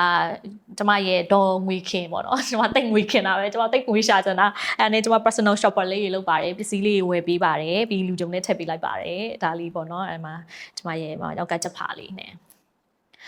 ဒါကတော့ Twitter ရဲ့ charity moment လေးတွေပါငငယ်တုန်းကဒီ MC လုပ်ပြီးပြီဆိုလို့ရှိရင် Twitter တို့ပေါ့နော်အဲ့ထဲကအမတယောက်နဲ့တီးလို့အဲ့အမရဲ့အဲ့အဖွဲလေးနဲ့ Twitter လိုက်ပြီးတော့အဲ့လိုကျောင်းနေမှာပညာပေးတာလေးတွေအဲ့လိုသွားကြမ်းမရေးပညာပေးတာလေးတွေနောက်ပြီးတော့ကျောင်းနေမှာအဲ့ဒီကလေးလေးတွေကိုလိုအပ်တဲ့ပေါ့နော်စာသင်တဲ့ပစ္စည်းလေးတွေအဲ့ဒါလေးတွေတော့ပေးတယ်ဟောဒါကတော့ Twitter ရဲ့ဟို SCG brand နဲ့ပဲသူတို့ဒီsharing and brighter vision ဆိုတာအရင်ကောင်းတယ်ဒါလည်းဒီမျက်လုံးပေါ့နော်ဝေဒနာရှင်တွေကိုမျက်စိအခမဲ့ကုပေးတဲ့campaign လေးပါအဲ့မှာလည်း Twitter တော်တော်ကို network ကောင်းကောင်းလေးရခဲ့တယ်လို့တော်တော် Twitter ပေါ်အတွက်အလုပ်တစ်ခုတည်းမဟုတ်ပဲနဲ့ဒီလိုမျိုးကို community ကိုအကျိုးပြုတဲ့လုပ်ငန်းတွေကအရင်အထိပ္ပယ်ရှိတယ်ဆိုတာလည်း Twitter အတွက်ကတော်တော်ကိုတိလာခဲ့တဲ့အချိန်ကြီးပေါ့နော် so အဲ့ဒီ donation တွေကြောင့်မလို့လဲ Twitter တော်တော်များများနေရာတွေရောက်ခဲ့ပါတယ်ဒါကတော့ Twitter ရဲ့ပွဲ brand ကြီးတွေပါဒါကတော့ body shop ဆက်ဆောက် launch လုပ်တော့က Pro One Global Home Center ဆိုလဲကျမရဲ့ client အကြီးစားပဲသူတို့ရဲ့ second ဒုတိယတစ်နှစ်မှာ Twitter နဲ့စတွေ့တယ်ဒီနေ့ဒီချိန်ထိ Twitter နဲ့အတူတူဟိုတနေ့ကတော့17နှစ်ပြည့်လားမသိဘူးလောက်တာကိုတောင်ပြောနေသေးတယ်ကိုနဲ့အတူတူ17နှစ်တာလုံး grow ဖြစ်လာတဲ့ brand တွေထဲကတစ်ခုဆိုလဲ Pro One ပါပါတယ်ရှင်ဒီနေ့ထိကိုသူတို့17နှစ်ပြည့်10နှစ်ပြည့်9နှစ်ပြည့်တောက်လျှောက် Twitter ပွဲတွေလုပ်ပြီးခဲ့ပါတယ်အဲ့ကလေးကPro One Global Home Center ရဲ့ဒီမြို့ကြီးကြီးတွေမှာဖွင့်ပွဲတွေလည်း Twitter လုပ်ခဲ့တယ်ဒါကတော့ Unilever ရဲ့ brand Pond's Unilever လက်အောက်မှာရှိတဲ့ brand တွေတော်တော်များများလည်း Twitter ကိုလုပ်ခွင့်ပေးတယ်ဆိုတော့ဒါလည်း Twitter ရဲ့လေးစားချစ်ခင်ရတဲ့တကယ်ကိုကျေးဇူးရှင် client ကြီးပါပဲ and then ချာ Nivea တို့နောက်ပြီးတော့ beer brand တွေဒါကတော့ COVID ပေါ့နော် COVID periodဒီမှာ virtual event ဆိုတာစခဲ့တဲ့အချိန်အဲ့ချိန်တုန်းက online ကနေ launch လုပ်တဲ့အချိန် online sale ဆိုတာစရှိလာတဲ့အချိန်တွေကအဲ့အချိန်တွေပါ so မှာကြောင်လေးတကောင်ဒါကဟွာလေးဘာအချိုရည်တော့လည်းမသိဘူးအဲ့ဒီ campaign တစ်ခုသွားရိုက်တာခါတဲ့ mask တွေနဲ့ face တွေနဲ့အဲ့လိုလေး covid case တွေကတက်နေတဲ့အချိန်ဒါပေမဲ့အလုပ်ကလည်းလုပ်ရတယ်ဒါပေမဲ့လူဦးရေအကန့်အသတ်နေပေါ့နော်နောက်ပြီး protocol တွေနဲ့လုပ်ရတာပေါ့နော်အဲ့မှာဆိုကြည့် crew တွေအကုန်လုံးက mask တွေတက်ထားတယ်ကိုတယောက်ပဲတက်လို့မရဘူးဘာလို့ဆိုကိုက mask နဲ့ပြောလို့မရဘူးလေပြီးသွားပြီဆိုလို့ရှိရင်ဒါကတော့ Twitter တို့ဒီ real estate တစ်ခုပေါ့နော်သူတို့အချိန်တော့ live လွှင့်ပြီးရောင်းတာ10ခန်းလားမသိရောင်းရလို့အဲ့လိုcoffee လေးဖောက်လိုက်တာ congratulation ပေါ့ Twitter ခိုင် live အတွင်းမှာ10ခန်းရောင်းလိုက်ပါတယ်ပေါ့ဒီဟာတော့ car brand မှာ BIC car brand အတွက်ဒီ launch ကိုအချိန်တော့ online ကနေရိုက်ပြီး launch လုပ်တာအဲ့ဒီဟာတော့လူတော်တော်များများလဲအတိမတ်ပြုကြတယ်တော်တော်များများလဲ Twitter ထင်တာဒီမှာ car brand client တွေတွေ့ပြီး Twitter car brand နဲ့ပတ်သက်ပြီးတော့တော်တော်လုပ်ခဲ့ရတာလဲဒီဟာတွေကြောင့်ပေါ့နော်ဟိုအရှိကတော့ Asus ထင်တယ်အဲ့ brand သူနဲ့စားခဲ့တာပဲဒီ green screen ကြီးနဲ့သူနဲ့စားခဲ့တာပဲဒီ virtual live stage ဆိုတာပြီးတော့ဒါကတော့ Unilever brand မှာသူတို့နဲ့လည်းအများကြီးလုပ်ခဲ့ရတယ်အဲ့ကနေ vlog yes covid ကာလမှာလေ Twitter ကအဲ့လို beauty influencer ဖြစ်ချင်လို့မဟုတ် Twitter ရဲ့ daily life ကိုပြပြီး Twitter အဲ့ချိန်တုန်းက presenter ပေါ့နော် MC host လုပ်တယ်ဆိုတာဘာကိုပြောတာလဲ host ရဲ့တာဝန်ကဘာတွေလုပ်ရတာလဲဆိုတာကိုဖော်ပြချင်တာဖော်ပြချင်တော့အဲ့လိုပဲကြုံလို့ကိုယ်အလုပ်နဲ့ပတ်သက်တဲ့အဲ့လိုဒီကိုယ့်ရဲ့ work lifestyle ကိုဖော်ပြတဲ့ vlog တွေကိုရိုက်တယ် excite ပြီးတော့ရိုက်တယ် cameraman တွေ videographer တွေခေါ်တယ် editor တွေ add တယ်အရင်တော့တချို့ video တွေကကိုယ့်ကို edit လုပ်တယ် Twitter ကိုယ့်ကို edit လုပ်တယ်နောက်ပိုင်းဟာတွေတော့ Twitter မလုပ်တော့ပါဘူးအဲ့တော့အဲ့မှာ vlog လေးဆိုပြီးတော့တချို့လည်းနည်းနည်းလေးသတိထားမိလာကြတယ်နည်းနည်းလေးသတိထားမိလာတော့ Twitter အဲ့မှာ client တွေရဲ့ collaboration vlog တွေလည်းရလာတယ်ပေါ့နော်ရလာတဲ့အချိန်မှာဒါကတော့ brand တစ်ခုရဲ့သူ့ရဲ့ Twitter နဲ့အတူတူ Twitter ရဲ့ဖြတ်ကျော်လာတဲ့ဒီပေါ့နော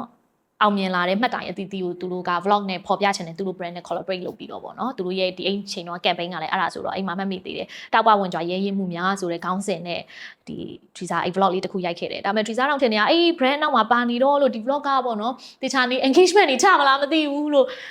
ထူးဆန်းစွာနဲ့ဒီ vlog က million view ရတယ်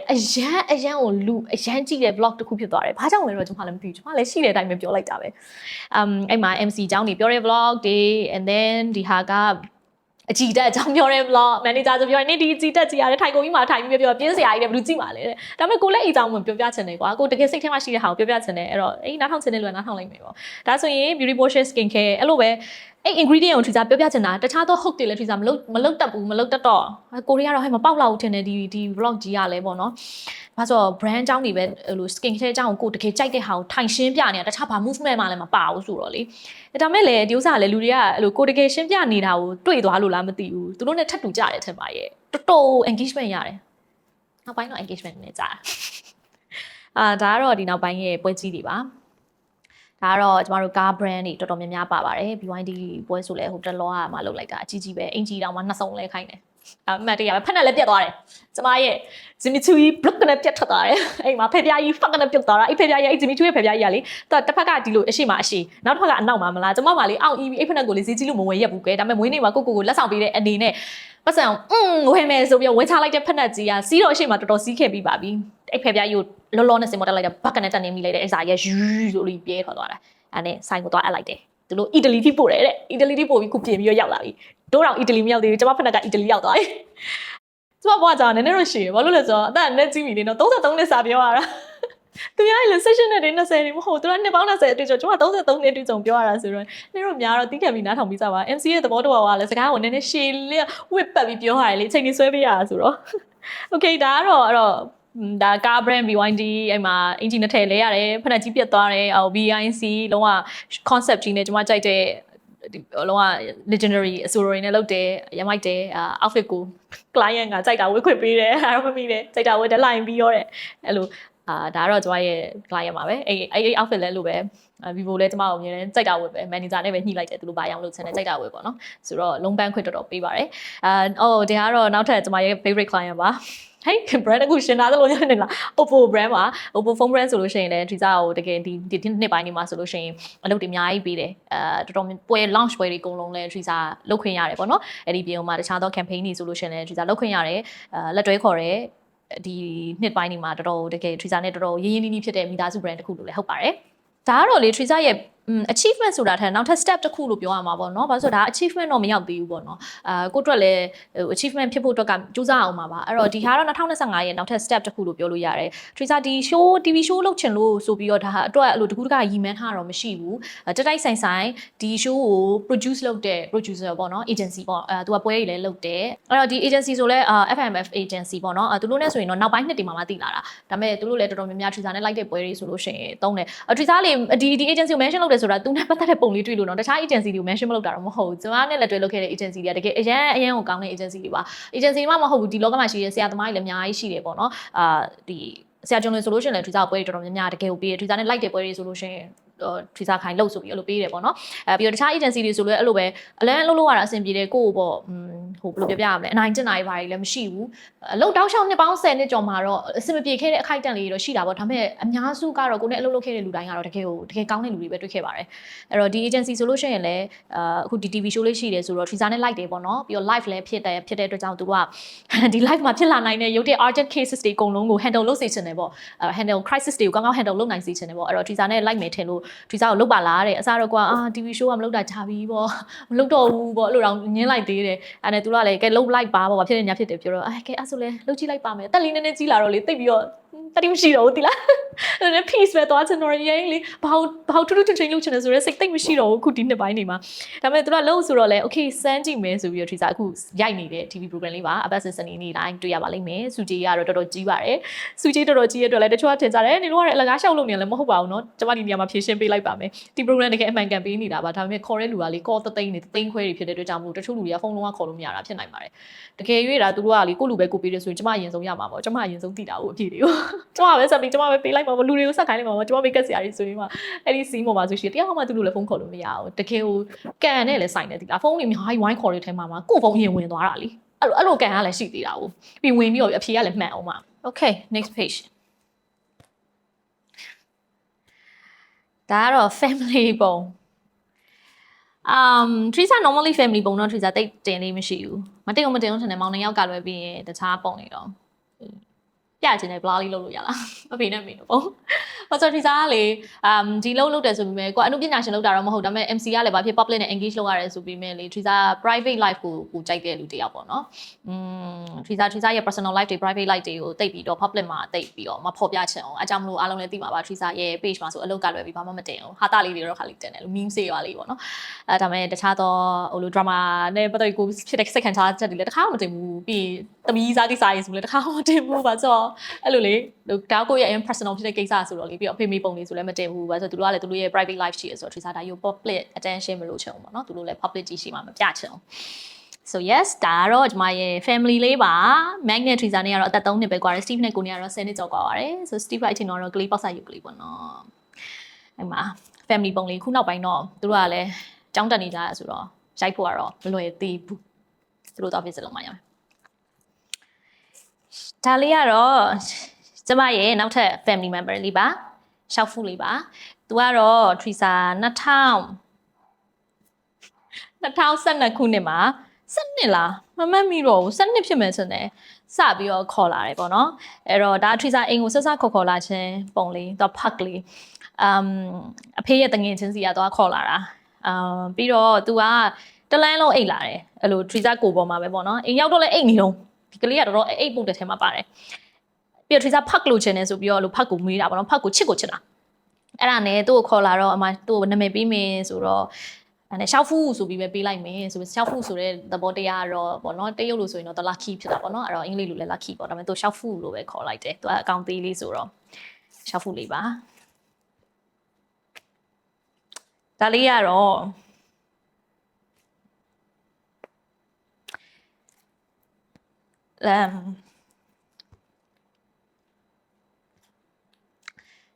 ရှောက်ဖူးကတော့လွန်ခဲ့တဲ့2လပေါ့နော်ကတော့မရှိတော့ပေါ့နော်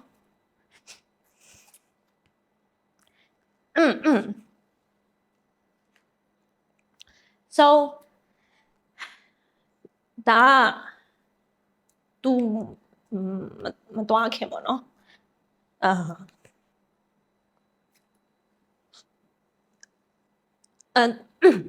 sorry အမေတော့ဒီဟာလေတိလား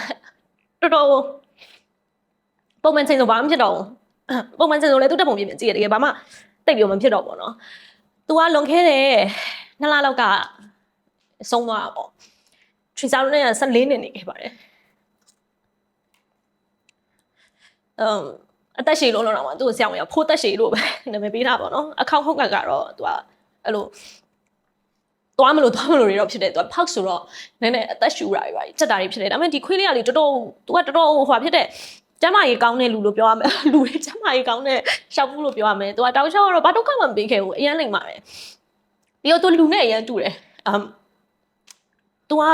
အဲ့လို Teresa လွန်ခဲ့တဲ့3နှစ်ထက်နဲ့မွေးနေ့မှာမှတ်မိတယ်သူ့ကိုပွေပြီးတော့ဈေးခံပဲပတ်ပြနေတာပေါ့နော်အဲ့ချိန်တော့သူကလီပြုံအရင်ကျင်တာဒါပေမဲ့ကိုရီးယားထက်တာသူသွားရင်အဲ့လိုပုံစံနဲ့ပဲသွားမယ်အသက်ရှူချက်ပြီးသွားမယ်လို့ထင်ထားတာကိုမဖြစ်ချင်ဆုံးကသူခက်အဲ့လိုအရန်နေရခက်ပြီးဒီနောက်ဘဝတစ်ခုပြောင်းသွားတာအောင်မဖြစ်စေချင်ဘူးပေါ့နော်မဖြစ်စေချင်တော့ဆရာဝန်ကို Teresa တော့မေးတယ်ဒီတခြားနိုင်ငံသားမှာဆိုစီးထိုးပေးရပဲရှိရသူအရန်လုံးဝမဖြစ်နိုင်တော့ဆိုတဲ့ stage တိုင်းတက်တာသူ့နှုတ်ဆက်လို့ရအောင်အဲ့လိုမျိုးလုပ်လို့ရလားဆိုတော့ဆရာဝန်ကမရဘူးပေါ့နော်တဘာဝအတိုင်းပဲရမယ်ဆိုတော့ကိုယ့်ရဲ့တောက်လျှောက် wish ကတော့ရှောက်ဖူးသွားဖို့အချိန်ရောက်ရင်တက်နဲ့သွားပါစီပေါ့နော်ဒါကတော့ကိုတွေမောင်နှမတွေရောမိဘတွေရောအကုန်လုံးအမေဆိုရင်သူကအရန်ချက်တာကိုအမေကခွေးမချစ်ဘူးသူကအမေနောက်တကောက်လိုက်တာဒါလို့ဆိုတော့အိမ်ကလူတွေကလည်းသူ့အဲ့လိုပဲဖြစ်စေချင်တာပေါ့နော်ဒါမဲ့ဖိုးသက်ရှည်လေးဟာအဲ့ချိန်တော့ Teresa ကဆရာဝန်ကသူ့စီရောက်သွားတော့လီပြွန်တလောက်ပဲရှိတော့တယ်သွားပြီတဲ့ရအောင်တော့ကဲကြည့်မယ်တဲ့ခွဲလို့လည်းမရတော့ဘူးတဲ့အသက်အရင်ကြီးပြီဆိုတော့အဲ့တုန်းက7နှစ်လောက်ပေါ့နော်အသက်လည်းရမ်းကြည့်ပြီဆိုခွဲလို့မရတော့ဘူးတဲ့အဲ့ဆိုမခွဲဘူးပေါ့နော်အဲ့တော့လေပြွန်ကျဲဖို့ကတော့မဖြစ်နိုင်ဘူးတဲ့ခွဲမှရမယ်ပေါ့နော်အဲ့နဲ့သူ့ကိုဆေးတွေတောက်ခိုင်းနေကယ်လ်ဆီယမ်လိုတဲ့ကယ်လ်ဆီယမ်ဆေးတွေတိုက်တယ်လိုတဲ့ဆေးတွေအကုန်တိုက်တယ်တိုက်တော့ကိုရီးယားတော့နောက်9လလောက်ပဲခံမင်တင်ထားတာကို तू ကကန်ကောင်းစွာနဲ့လေပြွန်ကြီးအကြီးဖြစ်လာတာပြန်ပြီးတော့တော်တော်ဟိုလေတော်တော်ဟိုအသက်ပြင်းတယ်အဲ့ချိန်တော့ဆိုမှတ်မိတယ် तू အောက်ဆီဂျင်ရှူခိုင်းရတာညတိုင်းထွေစားမယ်အဲ့ရအောင်ပွေပြီးတော့ तू ကလေအသက်ရှူကြတော့ထိုင် တော်တောင့်ခံ strong ဖြစ်တယ်ခွေအမေကပြောတယ်နင်းနဲ့တူလို့လားမသိဘူးလေတော်တော် strong ဖြစ်တယ်ပေါ့နော်အဲ့လိုဘယ်သူဘယ်တခင်ကမဝင်ဘယ်သူနဲ့တူတယ်ဆိုတာမှန်လားမသိအဲ့လိုလေအသက်ရှူကြီးကြက်နေတာကိုထိုင်နေပြီးဟာနဲ့အဲ့လိုမျိုးအသက်တွေရှူတယ်အထိုင်ပြီးဆိုလို့ရှိရင်ပြန်ပြီးတော့လေလှဲတယ်သူပင်မန်းပြီဆိုပြန်လှဲတယ်အဲ့လှဲပြီးဆိုသူပြန်လှဲလို့မရဘူးအသက်ရှူကြက်လာပြီဆိုပြန်ထထိုင်တယ်တညလုံးမအိပ်ဘူးသူမျက်လုံးကြီးပွေပြီးအဲ့လိုပဲထိုင်ကိုကြည့်ကိုကလည်းသူ့ကိုကြည့်မျက်ရည်တွေချအားနဲ့လေးဖုန်းတွေပြောအိမ်ကလူတွေနဲ့မောင်လေးကနိုင်ငံခြားမှာဆိုသူ့ကိုပြောရှာဖို့ကသွားတော့မှလားမသိဘူးဘလို့လုံးမှလည်းငိုအိမ်မှာမသွားဘူးသူကနေအောင်မှာဆိုပြီးသူဆက်နေတယ်ဆက်နေပြီးလဲပြီးတော့လွန်ခဲ့တဲ့9လ6လလောက်ကထရီစာသူ့ကိုဆော့တဲ့အချိန်မှာအချင်းတော့လုံးဝအသက်လေးပြုံကအရန်ကောင်းသွားပြီလုံးဝအသက်ရှူမကျက်တော့ဘူးချောင်းလေးချက်ဆူတာပဲရှိဒါပေမဲ့ဒါကတော့အသက်ကြီးဆိုင်ပေါ့နော်သူ့ပါဇက်မှာအလုံးကြီးတစ်လုံးသွားတွေ့တယ်ထရီစာသူ့ကိုပါသွားညှက်တဲ့အချိန်မှာအလုံးကြီးတွေ့တော့ဟာရောက်ဖို့ပါဇက်မှာအကျိတ်ကြီးထွက်နေတယ်ဆိုပြီးတော့အိမ်မှာဆရာဝန်ကိုတော့ပြရတော့ဆရာဝန်ကကင်ဆာကျိတ်လည်းဖြစ်နိုင်တယ်ဒါပေမဲ့အရင်ကြီးပြီဆိုတော့ကင်ဆာကျိတ်ဖြစ်ဖို့ပုံများတယ်ပေါ့နော်ကင်ဆာဆိုရင်တော့တိတ်ပြီးတော့အခြေအနေမကောင်းဘူးတဲ့ခွဲလို့မရဘူးအသက်အရင်ကြီးပြီးမိစီးပေးလို့မရဘူးပေါ့တတန်းစီကိုတက်တောင့်တတလေးနေပါစေတဲ့အိမ်မှာကြိုက်တာပဲကြွေးလိုက်တဲ့ဆိုတော့သူနဲ့ပြနေကြသူဆရာဝန်ပေါ့နော်အဲ့နဲ့ဆရာမခွဲပေးဘူးမခွဲပေးတော့ကိုကတော့မရဘူးလीနော်ကျန်တဲ့ဆရာဝန်စီတဲ့သွားတယ်ဆရာဝန်9ယောက်ပြရင်9ယောက်လုံးကမခွဲခိုင်းဘူးအဲ့လိုပဲပြောတယ်အဲ့ချိန်မှာနောက်2လလောက်ကြာတော့အဲ့ချိန်ကျပူကြီးလာဒါပေမဲ့ तू ကပုံမှန်တိုင်းပဲသွားနေလာနေအဲ့လိုမီလေးနဲ့ရှူးလဲပြမှာပေါက်တယ်ရှောက်ဖတ်ဒီတခါမှရှူးလဲမတည်ရဘူးတိလား तू ကအိမ်နာထဲမှာရှူးပေါက်တတ်တယ်ချန်ထဲမှာရှူးပေါက်တတ်တယ်ဘတော်မှတခြားနေရာမှာမပေါက်ငငယ်တော့ရှောက်ပေါက်တာပေါ့နော်အဲ့လိုဆို तू ရိုက်ဆိုတော့မပေါက်ရတော့ပြီးအရန်လိမ့်ပါတယ်အစားအရန်ပုတ်တယ် तू ကပြီးသွားပြီဆိုလို့ရှိရင်ဘာလဲဆိုရင် तू ကငပြေးအစာရှိမှလက်ပေးဆိုရင်ပေးတယ်ပုံမှန်ချိန်ဆိုမလုပ်ဘူးပါမဒီပုံရိုက်လိုက်တာနောက်ဆုံးမှတ်တရပုံဖြစ်မယ်လို့တကယ်မထင်ခံပြီးဘူးဒါပေမဲ့အချိန်တော့စိတ်ကတော့အဲ့လိုတော့နည်းနည်းဖြစ်တယ်ပေါ့နော်ဘာဖြစ်လို့လဲဆိုတော့အဲ့ဒါမှတ်မိသေးတယ်အဲ့ချိန်တော့ပြန်လာတာစိတ်ကနေပြန်လာတော့အဲ့ဆရာဝန်ကပြောတယ်ရှောက်ဖူးရဲ့အဖုချိန်နေအားတဲ့အဆုပ်ကိုပြတ်နေဆိုရင်အသက်ရှင်ဖို့ chance က3လပဲရှိတယ်တဲ့ဆိုတော့အဲ့ချိန်မှာတော့ခွဲရတော့မယ်ဆိုတာတော့သိလိုက်တယ်ပေါ့နော်သိလိုက်တော့သူနဲ့တပုံရိုက်မယ်ဆိုပြီးတော့ရိုက်တယ်အဲ့တော့ဒီပုံမြင်ထရီစာငိုချက်တယ်ဆိုတာဒီပုံကအဲ့လိုသူကကိုကြည့်နေရလို့ခက်စားရတာပေါ့နော်ပြန်ကြည့်လိုက်ရသူသွားလိုက်တဲ့အချိန်ကလည်းထရီစာဘန်ကောက်ရောက်နေတဲ့အချိန်ထရီစာအမြဲတမ်းစိတ်ထဲမှာစဉ်းစားကြည့်ဘူးတယ်ပေါ့နော်သူသွားရင်ကအလုပ်တွေရများတယ်ချိန်ဆိုငါဘယ်လို process လုပ်မလဲပေါ့ထရီစာအလုပ်ကစိတ်ကောလူရောအုံနောက်ရောအရင်သုံးရတာဖြစ်တဲ့အတွက်ကြောင့်မလို့ရှောက်ဖူးစုံသွားရင်ဒီ one day နဲ့ down brief လုပ်နေရတာနဲ့အလုပ်ကတာဝန်နဲ့ထရီစာမမျှနိုင်မှာအရင်ကြောက်တယ်ဒါမဲ့လေသူကလေအဲ့လိုတွေပဲတီးလို့လားမသိဘူးကိုကခဏအနားယူမယ်ဆိုပြီးဘန်ကောက်မှာခဏသွားပြီးတော့follow up သွားလုပ်ရင်းနဲ့အနားယူတစ်ပတ်လောက်သွားနေတဲ့အချိန်မှာသူကဆုံးသွားပါတော့အဲ့ချိန်မှာအလုပ်ကလည်းမရှိတော့တော်တော်sorry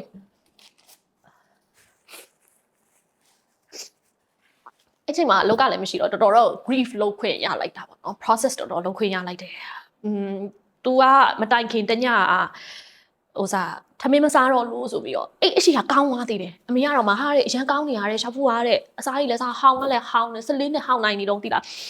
းအဲ့လိုဆိုတော့လေအရန်ကောင်းနေရတဲ့ရှောက်ဖူးရတဲ့အဲ့နဲ့အဲ့လိုပြောတော့ okay ပေါ့ကောင်းလာပြီပေါ့ထင်ထားတာကိုကပြီးလည်းပြီးရောအဲ့အရှိတညရောက်တော့သူကအစာမစားတော့အမေကအစာမစားဘူးတဲ့အဲ့နဲ့စိတ်ခန့်သွားပြလိုက်အောင်ဆိုစိတ်ခန့်သွားပြတော့ဆရာဝန်ကပြောတယ်သွေးပေါင်ကျနေပြီတဲ့အရန်နဲ့သွေးပေါင်ကျနေတော့အောက်ဆီဂျင်တွေပါရှူခိုင်းပြီးအားဆေးပါထိုးပေးလိုက်တယ် drip တွေချိတ်ပေးလိုက်တယ်အချိန်တော့ video call တောင်ပြောလိုက်သေးတယ်အဲ့နဲ့ပြီးလဲပြီးရောကိုကတော့စိတ်ချလက်ချအိပ်ပျော်သွားတာပေါ့နော်ဖုန်းပိတ်ပြီးတော့အိပ်သွားတော့အိမ်ညမှာ तू ကဝင်းနေသွားတယ်လို့ပြောတယ်ဆိုတော့ तू အရန်အိမ်နေတညလေးတော့နည်းနည်းလေးခံနေတော့မဟုတ်ဘူး तू နာတော့မနာဘူးထင်တယ် तू မအော် तू မငိုဘူးပေါ့ဒါပေမဲ့ဝင်းနေတာတောက်လျှောက်တော့ तू သွားနေတာပေါ့အမေကအဲ့ချိန်တော့ဖုန်းနေ video call တွေခေါ်လာတယ် तू သွားတော့မယ်ထင်တယ်ပေါ့ဒါပေမဲ့ကိုကလေမသိဘူးရှောက်ဖူးကောင်းပြီထင်ပြီးတော့ဖုန်းပိတ်ပြီးအိပ်လိုက်တော့ဘာမှမသိလိုက်ဘူးနောက်တနေ့မနေ့ရောက်တော့အဲ့နဲ့ miss call တွေတွေ့တော့မှပြန်ခေါ်လိုက်တော့စိတ်ခမ်းရောက်နေပြီရှောက်ဖူးပါပေါ့နော်ဒါပေမဲ့အဲ့ချိန်တော့ तू conscious ရှိနေတော့စိတ်ခမ်းရောက်နေတော့အဲ့နဲ့ဟာကောင်းသွားပြီလားဆိုတော့မကောင်းသေးဘူးတဲ့တညလုံးဝင်းနေသွားထားဆိုတော့ဆေးလာသွင်းနေရဆိုတော့အောက်ဆီဂျင်ပိုက်လေးရှူနေအမှ video call မှာသူ့ကိုလေထရီစာအဝေးရောက်တဲ့ video call ခေါ်တယ်ဒါပေမဲ့ဒီကောင်ကလုံးဝမကြည့်ဘူး video ဘတော့မှမကြည့်ဘူးတော့မမြင်တာလားမသိချင်အောင်ဆောင်တာလားမသိဘူးအဲ့လို video ရုပ်ပြနေရှောက်ဖူးရဲလို့ခေါ်ရင်ဒီလိုအဲ့လိုပဲလက်နေရရှောက်ဖူးရဲခေါ်လိုက်ရင်လှည့်နေရလုံးဝမကြည့်မကြားသလိုပဲမသိသလိုပဲသူ့အတန်ကို तू မကြားပါဘူးပေါ့ဒီရှောက်ဖူးဆိုတဲ့နာမည်က तू နဲ့မသက်ဆိုင်ပါဘူးဆိုတဲ့ပုံစံအဲ့ဒီမနက်ကတိတ်ဆိုင်ထရီစာသူ့ဒီလို video call ခေါ်လိုက်ချိန်မှာရှောက်ဖူးရဲလို့ခေါ်လိုက်တာသူအောက်ဆီဂျင်ပိုက်လေးရှူနေရတယ်ကောင်းလေးထောင်ကြည့်ရဖုန်းပေါ့နော်ကောင်းနိုင်ကြည့်တော့ အဲ့ကွာဟာလို့ तू တန်ချားတယ်လို့ကြည့်အောင်လို့လိုက်ရှာတယ်ပေါ့ကျမတို့ response ပြန်တယ်ပေါ့ကောင်းတယ်ပေါ့ကိုကတော့အဲ့လိုအချိန်နေကောင်းနေပြီထင်လိုက်တာအဲ့ဒါသူ့ရဲ့နောက်ဆုံး response ပဲပေါ့နော်အဲ့ဒါနဲ့ပြီးတာနဲ့နောက်တနားလောက်ပဲကြားတယ်အမေကဖုန်းဆက်လာတယ်ရှောက်ဖို့သွားလိုက်ပြီတဲ့ဆိုတော့သူကတနောက်တလေးပဲသွားလိုက်တာစေးသွင်းနေနေပဲအိပ်ပျော်သွားတယ်လို့ပဲအိပ်သွားတာအဲ့လိုတုံးသားတွေရုံရင်းဆန်ခက်ဖြစ်တာပါမဖြစ်ဘူးလိုလေးပဲတလေးပဲသူသွားလိုက်တာပေါ့နော်ပြီးနားမှာအမေတော့ရှိတာပေါ့အဲ့နဲ့အိမ်2ရက်3ရက်ကတော့ဆက်လည်းမလဲချင်ဘူးမင်းမလည်းမသွားချင်ဘူးဖုန်းလည်းဘာမှမဖြေချင်ဘူးတော့မှတောက်လျှောက်ဟိုတယ်မှာပဲအခန်းထဲမှာပဲနေစားလဲဟိုတယ်အခန်းထဲမှာပဲစားပြီးတော့grief ကောင်းလုပ်လိုက်တာပေါ့နော်အဲ့ချိန်မှာသူစားပေါ်ရမှာဆုံးရှုံးနေဆိုတဲ့ feeling ကတော့အိမ်မှာစားရဘူးတာပါဒါတကယ်ပြောတာ loss ပေါ့နော်ကိုရင်းနှီးချစ်ခင်ရတဲ့အရာတစ်ခုကိုဆုံးရှုံးလိုက်တယ်ဆိုတဲ့ခံစားချက်ပေါ့ဒါမဲ့နည်းနည်းဖြည့်သိမ့်နိုင်လိုက်ပါတယ်ကိုဖြစ်ချင်တယ်လို့ပဲ तू ကတပဲသွားလိုက်တာဖြစ်တဲ့အတွက်ကြောင့်ကိုအတွက်အရင်ကြီးဆိုးရခဲ့ပေါ့နော်ပြီးတော့ तू တညလုံးအလိုဝင်သွားတဲ့ဟာတွေကိုကအနားမှမရှိခဲ့တော့အဲ့ဒါရကိုရင်း trauma ရခဲ့တာတွေတော့မရှိဘူး so ဒါပါပဲဒါလေးကတော့ကျမနဲ့14နှစ်အဖော်လုပ်လာတယ်ကျမမောင်လေးလိုပဲဖြစ်တယ်ရှောက်ဖူလေးပါအဲ့တော့ तू ကတော့တလေးနဲ့ခုတော့ angel လေးဖြစ်သွားပြီထင်ပါတယ်well ဒါရဲ့နောက်ပိုင်းရိုက်တဲ့ဟာတွေမလာတော့တော့ကျမငိုတာလို့ oh my god ဒီပုံလေးကလေပြည့်ကြည့်လေမနောက်ပိုင်းကတော့မြည်မကြတော့လို့ကိုရာမဟာငါတိတ် grief ဖြစ်တော့ပါလားတော့ထင်ပြီလားအဲ့နောက်ပိုင်း Teresa ရဲ့ focus ကတော့အဲ့နောက်ပိုင်းမဟုတ်ရင်လည်း Teresa ခီးသွားတာကြိုက်တယ်ခီးသွားတယ်ငငယ်တော့ MC လောက်တော့ဆိုရှာတပြားပတ်ဆက်တွေဆိုခီးပဲသွားတယ်မြောက်ဘူးတဲ့နိုင်ငံတွေသွားတယ်လူတိုင်းကပတ်ဆက်စုတယ်ကျမခီးသွားတယ်ကျမ memory စုခဲ့တယ်ဒါပေမဲ့ Teresa နောင်လုံးဝမရခဲ့ပါဘူးအဲ့ချိန်တော့သွားခဲ့နိုင်တဲ့အတွက်ကြောင့်မလို့အခုချိန်အလုံးလုံးနေတဲ့အချိန်မသွားရလဲတိတ်ပြီးတော့နောင်မရဘူးပေါ့နော်ပြီးငယ်တော့ကသွားတဲ့ခီးတွေ့ဆုံနဲ့ဒီတက်ရွယ်မှာသွားတဲ့တွေ့ဆုံကလည်းမတူပြန်ဘူးဆိုတော့တကယ်ကိုကတခြားပစ္စည်းမှာတုံးခဲ့တာမဟုတ်ခီးသွားတဲ့နေရာမှာပတ်စံတုံးခဲ့တာဖြစ်တဲ့အတွက်ကြောင့်ကျမတို့နောင်မရဘူးဒီစားကတော့အဲကြောင့်ခီးထွက်တာတော့ရှင်ကလေးကနေခုချိန်ထိကြိုက်တဲ့လူပဲဂျားထဲမှာတော့တော်တော်ကိုဗစ်ကာလာမှာပေါ့ခီးကလည်းထွက်လို့မရဘူးဆိုတော့အဲ့မှာတော့ခီးထွက်တာအကုန်နားလိုက်တယ်ပြီးတော့အလုပ်ပဲ focus ပြန်လုပ်ဖြစ်တော့ခီးလည်းမထွက်ဖြစ်တော့ပြီးတော့2မျိုးခီးထွက်မှာရှင်းနေတယ်တော့ဆိုလည်း2မျိုးခီးထွက်မှာလीနော်ဈေးကလည်းကြီးတာဟုတ်အခုဒီနှစ်တော့မ2မျိုးတော့ဘူးရင်တော့ငငယ်တော့စိတ်လိုပဲဘာဖြစ်လဲကျန်တာတွေမစင်စားဘူးခီးရင် top လိုက်မယ်အဲ့လိုစိတ်နဲ့ပို့ရှိတာပေါ့နော်ငါစိတ်ချမ်းသာဖို့အရေးကြီးတယ်ပေါ့ဆိုတော့ Teresa ကျမကြီးကတော့ငယ်တော့ဆိုရင်ငငယ်သေးရပဲဘာဖြစ်လဲဆိုကိုရဲ့ခန်းစားချက်လည်းအဲ့လိုပဲရှိခဲ့တယ်ပေါ့နော်အဲ့တော့စားချင်တာစားတယ်လုပ်ချင်တာလုပ်တယ်တိတ်ပြီးတော့အိတ်ချင်တဲ့ချိန်မှာအိတ်တယ်မနက်9နာရီ6နာရီအထိလည်းနေတယ်ကိုရီးယားခရီးစီးတယ်နောက်တနေ့ဆိုလို့ရှိရင်အလုပ်တွေသွားတယ်အဲ့လိုတွေလုပ်တာပဲဒါပေမဲ့အခုတက်ရွယ်ရရလဲ30ကျော်ဆိုရင်တော့အဲ့လိုရှောက်လို့တော့မရတော့ဘာလို့ဆိုမိန်းမကျတော့ဟော်မုန်းတွေလည်းရှိတယ်လीနော်ပြီးတော့ Teresa ရဲ့ what nature ပေါ့နော်အလုပ်တဘာဝအရာကလည်း Teresa တို့အလုပ်ကတော့ Teresa အလုပ်မှမပေါ့အလုပ်တိုင်းကတော့ stress များပါတယ်ဒါပေမဲ့ကိုကတော့ကိုယ့်အလုပ်ကိုပြောပြတာပေါ့ကိုယ့်အလုပ်ကတော့တော်တော် mentally or physically တော်တော် stress ဖြစ်တဲ့အလုပ်တစ်ခုပါ MC လောက်ကတော့လေအားလုံးရရှိမှလည်းလှနေရသေးတယ်အားလုံးရှိမှလည်းလှတယ်ဆိုတာထက်ပေါ့နော်ဒီတကယ်ကို presentable ဖြစ်တဲ့ look တစ်ခု professional look တစ်ခုကလည်းထိန်းထားရသေးတယ်တတရရဝတ်ရတယ်ပေးထားတဲ့ dress code တိုင်းဝတ်ရတယ်စကတ်အကျက်ဝတ်ရမယ်ဆိုလည်းဝတ်ရတယ်ဒါမျိုးတွေပေါ့နော်ဟိုအမြဲတမ်းကိုလွတ်လပ်တယ်လို့အားကစားကြီးနေပြီပဲလုပ်လို့လည်းမရပြန်ဟို makeup မပြင်မဲလည်းသွားလို့မရဘူးသပင်းဆိုတက်ရက်ထုံးရတယ်ဒီ clip တွေဆိုထုံးထားနာနေပြီလို့ကျင်းအောင်ကျင်းနေခေါင်းတွေဆိုလို့ရှိရင်တောက်ဖက်တွေဆိုလို့ရှိရင်လည်းဟို10 cm လောက်ရှိတဲ့တောက်ကြီးကို4နာရီစက်တိုက်စီးထားရတာပေါ့နော်ပြီးတော့ MC ကြတော့ပွဲအစကနေအဆုံးထိနေရတဲ့သူဖြစ်တဲ့အတွက်ကြောင့်မလို့ Teresa ကစင်ပေါ်ကနေပြီးတော့ဟာကျမခဏစဉ်းစားမယ်လို့လည်းလုပ်လို့မရဘူးအဲ့လိုမျိုးထိုင်ရတဲ့အချိန်ဆိုလည်းတချို့ဆိုမရှိတလောက်နီးပါပဲတခါလေကြာလည်းထိုင်ရတဲ့အချိန်လေးတော့ရှိပါတယ်ထမင်းစားတဲ့အချိန်ကတော့တကယ်ကိုမရှိဘူးညစားတွေမမှန်ဘူးနေ့လယ်စားတွေမမှန်ဘူးညဆိုရင်10နာရီ12နာရီလောက်မှစားရတယ်အဲ့လိုမျိုးတွေအဲ့ဒီပြုံးမှာ live ဒီပွဲလုံနေတဲ့2နာရီအတွင်းမှာဆိုလို့ရှိရင် audience ရဲ့ reaction တွေပြီးရင်အောက်မှာထိုင်နေတဲ့ VIP တွေရဲ့ reaction တွေပွဲရှင်တွေရဲ့တိမ်ပေါင်းများစွာကုန်ခံထားတဲ့ဒီပွဲမပြတ်သွားအောင်ထမ်းထားတဲ့တာဝန်တွေ MC တယောက်ရဲ့တာဝန်တွေ ethic တွေ role တွေနောက်ပြီး partner ပါတယ်ဆိုရင်ကိုယ့်ရဲ့ partner နဲ့ဘယ်လိုညှိနှိုင်းပြီးဘယ်လိုဒီပွဲကို host လုပ်မယ်ဆိုတဲ့အများကြီး stress တွေအကုန်လုံးကို2နာရီအတွင်းမှာ3နာရီအတွင်းမှာပဲခံရတာမဟုတ်ဘူးအဲ့နေ့တစ်နေ့လုံးမှာ prepare လုပ်ကြရစပြီး stress ကတက်နေတာပေါ့နော်အဲ့ stress က10နှစ်ကြော်ခံလာရတဲ့အချိန်မှာလူကိုမထိဘူးဆိုရင်တော့ကျွန်မစိတ်ယုတ်ပဲအဲ့တော့လူကိုထိခိုက်လာတယ်ဘာထိလာလဲဆိုတော့ mental အရာကတော့ Teresa စိတ်မရှိဘူး aggressive အရန်ဖြစ်တယ်ပါဆိုတော့ Teresa ရဲ့အလုပ်တဘာဝက decision ကိုမြန်ချရတယ်စင်ပေါ်မှာဖြစ်လာတဲ့ရုပ်တရက်အခြေအနေတွေကိုငါဘာလုပ်မှလဲအဲ့လိုတုံ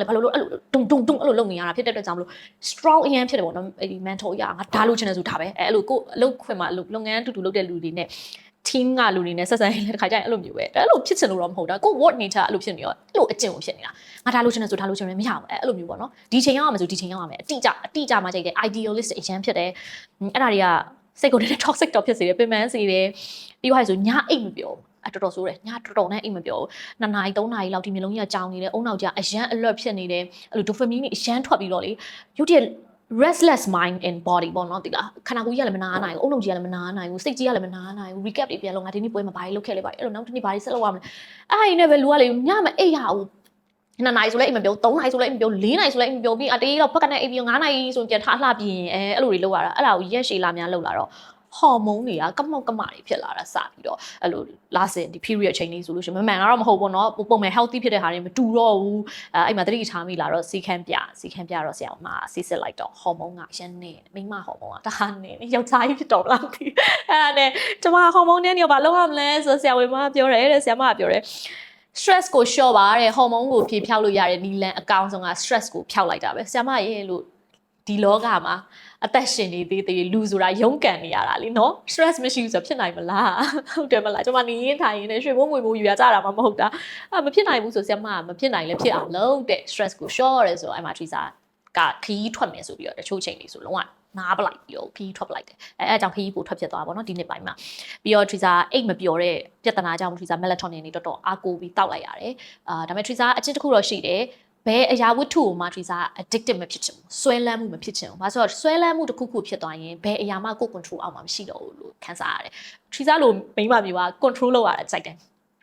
ကိုလည်း control အောက်မှာရှိချင်တယ်။ကိုဘေးနားမှာပတ်သက်သမျှအရာတွေအကုန်လုံးလည်းကိုယ့်ရဲ့စီမံခန့်ခွဲမှုအောက်မှာကို control လုပ်လို့ရတာပဲကြိုက်တယ်။အဲအကြောင်းမလို့တစ်ခုခုအရင်ဆွဲလန်းလိုက်ရင်ဆိုရင်ကိုကစိတ်ကအလိုလိုဒါကိုပဲလိုချင်နေ control မရတော့ဘူးကိုကငါမလုပ်ဘူးဆိုလည်းမရအောင်စိတ်နဲ့ကိုယ်နဲ့ယုံနေရပြီ။အဲ့ဒါကိုမကြိုက်ဘူး။အဲ့ဒါကိုမကြိုက်လို့ Teresa ထိန်းကွက်လေးနဲ့တောက်တယ်။ melatonin ကိုသူများကတော့အိမ်မပြောရင်4 mg လောက်ထိကိုလုတ်လိုက်တာပဲကိုကတော့လုံးဝမတက်ဘူး2 mg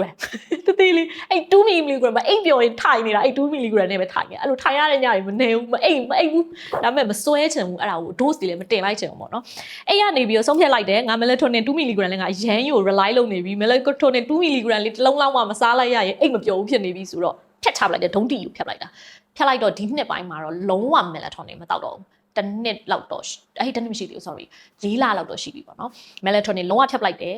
ခတ်တယ်မအိပ်ပြောဘူးတစ်ပတ်လောက်မအိပ်ဘူးထားလိုက်တယ်နေမဲခံနိုင်မလားငါပဲခံနိုင်မလားဆိုတဲ့စိတ်နဲ့တဲပြီးထားလိုက်တယ်အခုအချိန်ကြီးကောင်းသွားတယ်တချို့ညတွေတော့2 နာရီ3 နာရီလောက်မှအိပ်ပြောတယ်ညတွေရှိတော့မယ် but it's okay ဖြည်းဖြည်းချင်းစီပြောင်းလို့ရတယ်ပြီးတော့အခုနောက်ပိုင်းမှာအရင်တော့နဲ့မတူတော့အရင်တော့ငါဒါလုပ်မယ်ဆိုဒါကိုရအောင်လုပ်မယ်ဆိုတော့အတင်းချက်လုပ်တဲ့စိတ်ရှိတယ်အခုတော့ကိုညှတယ် ease ဖြစ်လေးသွားတယ်အိတ်မပြောဘူးမလားအတီး2 နာရီမှအိတ်တာကို12 နာရီဆိုမှအိတ်ချင်တော့2 နာရီမှအိတ်ပြောရင်ဒီနေ့မှာတော့1 နာရီ 45မှအိတ်ပြောအောင်လုပ်မယ်15မိနစ်လေးပဲအဲ့လိုမျိုးကို ease ဂျန်တောဖြောင်လုပ်တယ်ပေါ့နော်အဲ့ဒါမှလည်း stress ကရော့မှာဘူးမဟုတ်ရင် stress ကတက်အိတ်မပြောလို့12 နာရီပြောင်းအိတ်12 နာရီအိတ်မပြောလို့ test stress တက်အဲ့မှာအိတ်မပြောလို့နောက် test stress တက်အိတ်မှာ stress တွေကဒီလိုလုံးလဲချလဲရိုက်ပြီး stress ကမကြအဲ့လိုတွေဖြစ်အဲ့ကြောင့်မလို့အဲ့လိုမဖြစ်အောင်လို့ Teresa အဲ့ပေါ်မှာလုပ်တယ်နောက်ပြီးတော့ဒီ hormone balance ဖြစ်အောင် sauna တွေထိုင်နေအရင်တော့အဲ့ဒါဆိုမကြိုက်ဘူး red light therapy တွေလုပ်တယ်အဲ့ပေါ်မှာ Teresa invest လုပ်တယ်ပတ်စံသုံးတယ်Teresa ကိုပတ်စံအိတ်တစ်လုံးဝယ်မလား Chanel အိတ်တစ်လုံးဝယ်မလားဒီ spa treatment or ဒါမှမဟုတ်ဘူးဆိုလို့ရှိရင် relaxation အတွက် wellness package ဝယ်မလားဆိုရင်ကျွန်မ wellness package ကိုဝယ်မဲ့လူပါပတ်စံအိတ်မကြိုက်လို့တော့မဟုတ်ဘူးဒါပေမဲ့ Teresa အတွက်က daily life မှာကို comfortable ဖြစ်ဖို့အတွက်ကပိုအရေးကြီးရလို့ထင်ပါတယ်အရှိမရိုက်ခဲ့တဲ့ vlog တစ်ခုရှိရလေအဲ့ဒါတကယ်ပါကို vlog တွေဆိုကိုတကယ်စိတ်ထဲရဖြစ်တဲ့ဟာပဲ Teresa ပြောတယ် Teresa ကိုအိတ်ရခင်းကောင်းတာဝယ်မလားပတ်စံ ACG ကဝယ်မလားဆိုရင်ကျမပတ်စံအစုပ်ပဲကိုင်မယ်အိတ်ရခင်းကောင်းတာဝယ်မှာဘာလို့ဆို Teresa အိတ်တဲ့ချိန်မှာအဲ့လိုပျော်မှုပြီးအဲ့လို silk လေးနဲ့စစ်ချမ်းတက်တာလေးအိတ်ချင်တယ်အိတ်ငွေတာကိုတတ်နိုင်ပြောတာပေါ့နော်အဲ့ကျမအဲ့လိုလူမျိုးပါဆိုတော့အကြောင်းလို့ကျမစီမှာလည်း break ဒီဘယ်နှလုံးမှတိတ်မရှိဘူးဒီလောက်လုံးလာတာဘာလို့ဆိုတခြားနေရာတွေတော့တုံးလိုက်လို့မကြိုက်လို့တော့မဟုတ်ဘူးเนาะကြိုက်တယ်เนาะကြိုက်တယ်မကြိုက်ဘူးထင်ပါဆိုလို့အဲကြောင့်အိတ်နောက်ပိုင်းမှာတော့ဒါတွေလောက်လာပါတယ် wellness ကိုပို့ကြည့်ဆိုင်လာ vitamins တွေ Teresa ကောင်းကောင်းတောက်တယ်ရှောက်မတောက်ဘူးဆရာဝန်နဲ့မိပြီးမှတောက်တယ် medical check up တစ်နှစ်တစ်ကြိမ်လုပ်တယ်လုံးဝမနှမျောဘူးpackage ကိုအမြင့်ဆုံး package ဝယ်တယ်အကုန်စစ်တယ်OG နဲ့ follow up လုပ်တဲ့အချိန်6လတစ်ခါ follow up လုပ်တယ်လိုအပ်မလိုအပ် Teresa လုပ်ပါတယ်အဲ့ဒါတွေတေချာကြည့်ဆိုင်တယ်မနက်စာဆိုရင်တော့ဆိုရှမ်းခောက်ဆွဲစားမှကြိုက်တယ်ဘာစားမှကြိုက်တယ်ပေါင်မုံကြိုက်မှကြိုက်တယ်အခုဆိုအဲ့ဒါတွေအကုန်လုံးဖြတ်ချလိုက်တယ်ထော်ပတ်တီစားတယ်ကြူပြုတ်စားတယ်ကျမကြီးလည်းညီညွတ်တာတွေလည်းစားတယ်အောင်အီးပြီးတော့ပေါ့နော်well ဒါလေးကတော့ကျမရဲ့2025ခုနှစ်ရဲ့နောက်ထပ် challenge တစ်ခုနဲ့နောက်နှစ်ဒီတိုင်းမှာပါသွားမယ် Teresa ခိုင်ရဲ့နောက်ထပ် brand တစ်ခုပဲဖြစ်ပါတယ် စကေယာဆိုတဲ့ brand လေးပဲဖြစ်ပါတယ်ရှင်အဲ့တော့အဲ့ဒီ brand လေးကတော့အသစ်လေးဆိုတော့လူတိုင်းတော့မသိသေးပါဘူးဒါကတော့ကျွန်မ partner နဲ့အတူတူတွဲလုပ်တာပါကိုကောင်းနဲ့အတူတူတွဲလုပ်ထားတာပါဆိုတော့ဒီစကေယာ brand လေးကို Trisa စပြီးလုပ်ချင်တယ်လို့ idea ရလာကြတဲ့ကတော်တော်စူးစမ်းအားထုတ်ခဲ့ပါတယ်ဒါကိုလွယ်လွယ်နဲ့လုပ်ထားတဲ့ brand လည်းမဟုတ်ပါဘူးငွေအားလူအားညံအားတကယ်ကိုထည့်ထားတဲ့ brand လေးတစ်ခုဖြစ်ပါတယ်ဒီ brand ကနေပြီးတော့နောက်ပိုင်းမှာ Trisa ရဲ့ career နဲ့လည်းအများကြီးကိုက်ညီသလိုTrisa လိုပဲဖြစ်ချင်တဲ့သူတွေအတွက် Trisa တို့လိုဒီ career ကိုစိတ်ဝင်စားတဲ့သူတွေအတွက်အများကြီးအထောက်အကူပြုမဲ့အမှတ်တစိတ်တစ်ခုဖြစ်လာမယ်ဆိုတာလည်းစူးစမ်းပါမယ်နောက်ပြီးတော့အားလုံးအတွက်အကျိုးရှိတဲ့ဗဟုသုတရစရာကောင်းတဲ့ brand တစ်ခုအနေနဲ့ရက်တည်နိုင်ဖို့အတွက်လည်းစူးစမ်းသွားမှာဖြစ်ပါတယ်အဲ့တော့စကေယာကိုလည်း follow လေးလုပ်လိုက်ပါဦးရှင်ဒါရဲ့နောက်ပိုင်းအသေးစိတ်တော့နောက်နှစ်မှာ launch လုပ်ပါမယ်ရှင် That's it ဒါကတော့ကျမရဲ့ live လေးပါနောက်ပိုင်းမှာတော့ဖြည့်စရာ page တွေကတော့အများကြီးကျန်ပါသေးတယ် အဲ့ဒါ Trisa ကဒီပေါင်လေးမှာဆိုလို့ရှိရင်ကို အားလုံးပါ ဗာပြောချင်တယ်ပေါ့ဗာရေးချင်တယ်အဲ့နောက်မှရေးလို့ရတယ် အော်ဟဲ့ဒါ19နှစ်တုန်းက Trisa ခိုင်ပေါ့နော် Trisa ခိုင်ရဲ့အစား နောက်ဆုံးအောက်တော့ event okay ကဲဘာပြောရမှာလဲ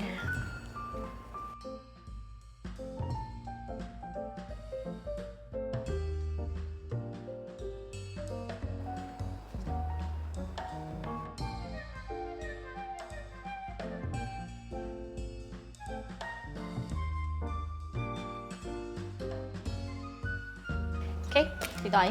အဲ့တော့ဇာကတော့ Trisa ရဲ့ live ရဲ့30အသက်30ကျော်စာပဲရှိသေးတယ်ပေါ့နော်အနောက်မှာတော့ဆက်ဖြစ်ရမယ့် page အများကြီးကျန်ပါသေးတယ်အဲ့တော့အားလုံးလည်းဖိတ်ခေါ်ပါရစေ Trisa ခိုင်ရဲ့ feature မှာအားလုံးအနေနဲ့လည်းကျမအတွက်အတိတ်ပဲရှိတဲ့ခဏတစ်ခုမှာအားလုံးကပေါဝင်နေမယ်ဆိုတာယုံကြည်ပါတယ်တောက်လျှောက်ပါဝင်ခဲ့တဲ့သူတွေအားလုံးလည်းကျေးဇူးအများကြီးတင်ပါတယ်ရှင်အဲ့တော့ Trisa တို့ရှေ့လျှောက်ပြီးတော့ဘဝမှာဖြည့်စရာ future မှာဖြည့်စရာ pages တွေအများကြီးကျန်နေသေးတာဖြစ်တဲ့အတွက်ကြောင့်မလို့ရင်ခုန်စရာကောင်းတဲ့ဘာမှကြုံမှန်းလို့မရသေးတဲ့အနာဂတ်ကိုအားလုံးတူတူရင်ခုန်လိုက်ကြရအောင်နော် bye bye